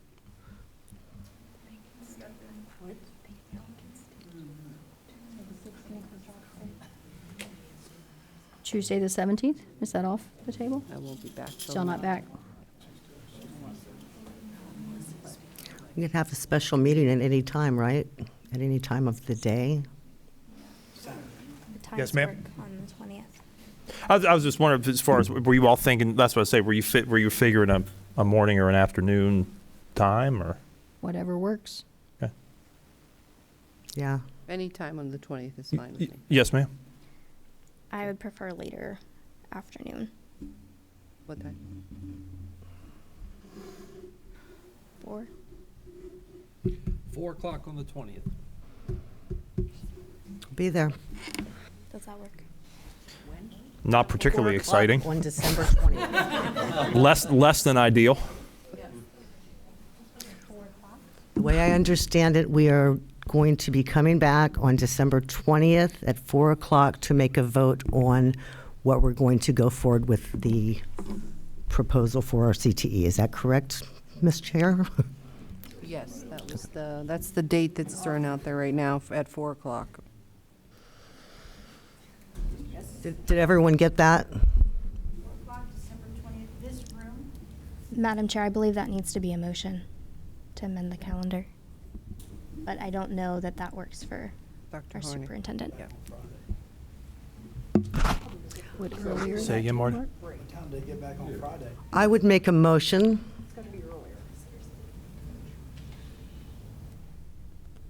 Dr. Hornick's not okay with 4. Would earlier be okay that It'd day? be preferable, but if we have to wait till 4, we just need to move. Early morning, I'd have to do early morning, 8 a.m. 8? Let's do 8. 8 is preferable for me too. Yeah. 8 a.m.? Yes, ma'am. 8 a.m. would be great. Back on Friday. It's scheduled from 10 to, do we have an end time? 5? 10 to 5? 10 to whenever. I have it reserved Yeah, till it's- 6, so. Reserved till 6, so we wouldn't get back here till 8, 7:30. 8 a.m. Friday, December 20th. 8 a.m. Friday, may I have a motion? 8 a.m. Friday, December 20th at 8 a.m., sorry. Madam Chair, I'd like to make a motion for a special board meeting to be called on Friday, December 20th at 8 a.m. to make a final decision action item on the CTE building facility and going forward. May I have a second? Second. All those in favor by saying aye? Could I clarify one thing, discussion? What we're voting on is to put out an RFP. That's the extent of the vote, right? That's the next step is an RFP. Not saying we're doing this, but we have to figure out exactly how much this thing's going to be. Correct, and that's all we were going to be considering because we haven't gotten concrete numbers for that. We've got some estimates, but an RFP will tell us what a design build number would look like, and that's all we're asking for. It doesn't cost us a dime. All we're doing is soliciting information from contractors. Gotcha. Thank you. All those in, Quick. Just to clarify, the RFP at this time would be for the design. Correct. And then we can't get bids till the design is done.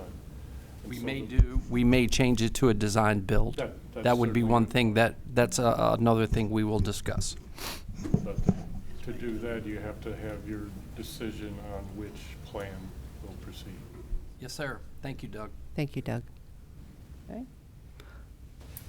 The second was, we had a second, right? You were the second. All those in favor by saying aye? Aye. Aye. All right. Any other comments? All right. Ms. Dawson's time. Closed session certification, or motion, please. Pursuant to 2.2-3711A of the Code of Virginia, the Orange County School Board will convene a closed meeting for the following: discussion of personnel or the performance of a division employee as authorized by Section 2.2-3711A1 of the Code of Virginia for resignation, termination, transfer, employment, salary adjustment, and retirement of employees. Also, discussion of pupil personnel as authorized by Section 2.2-3711A2 for waiver of compulsory attendance. May I have a second? Second. All those in favor by saying aye? Aye. We're in closed session.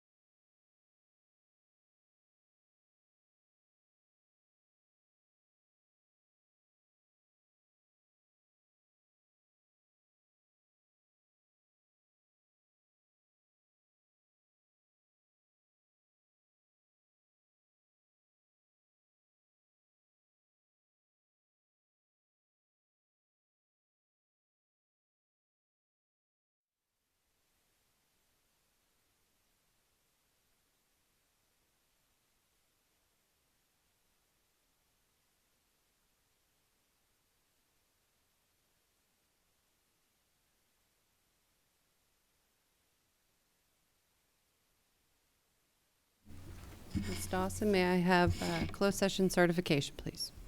Whereas the Orange County School Board has convened a closed meeting on this date pursuant to an affirmative recorded vote and in accordance with the provisions of the Virginia Freedom of Information Act, and whereas 2.2-3712D of the Code of Virginia requires certification by this school board that such closed meeting was conducted in conformity with Virginia law, now therefore be it resolved that the Orange County School Board hereby certifies that to the best of each member's knowledge, 1, only public business matters lawfully exempted from open meeting requirements by Virginia law were discussed, and 2, only such public business matters as were identified in the motion by which the closed meeting was convened were heard, discussed, or considered.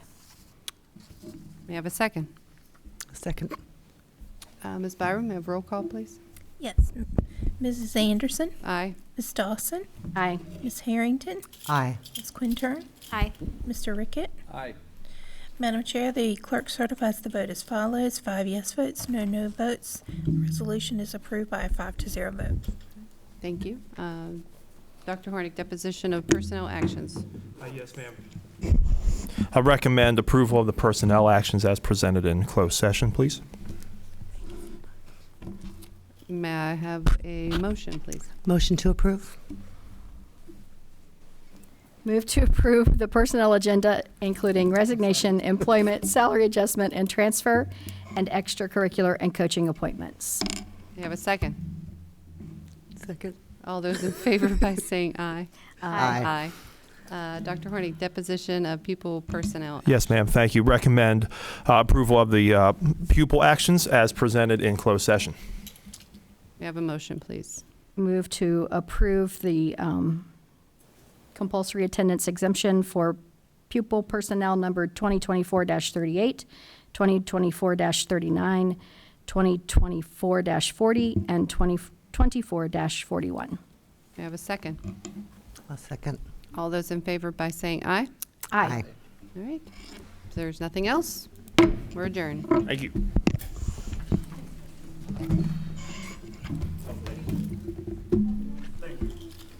I see you, Bob.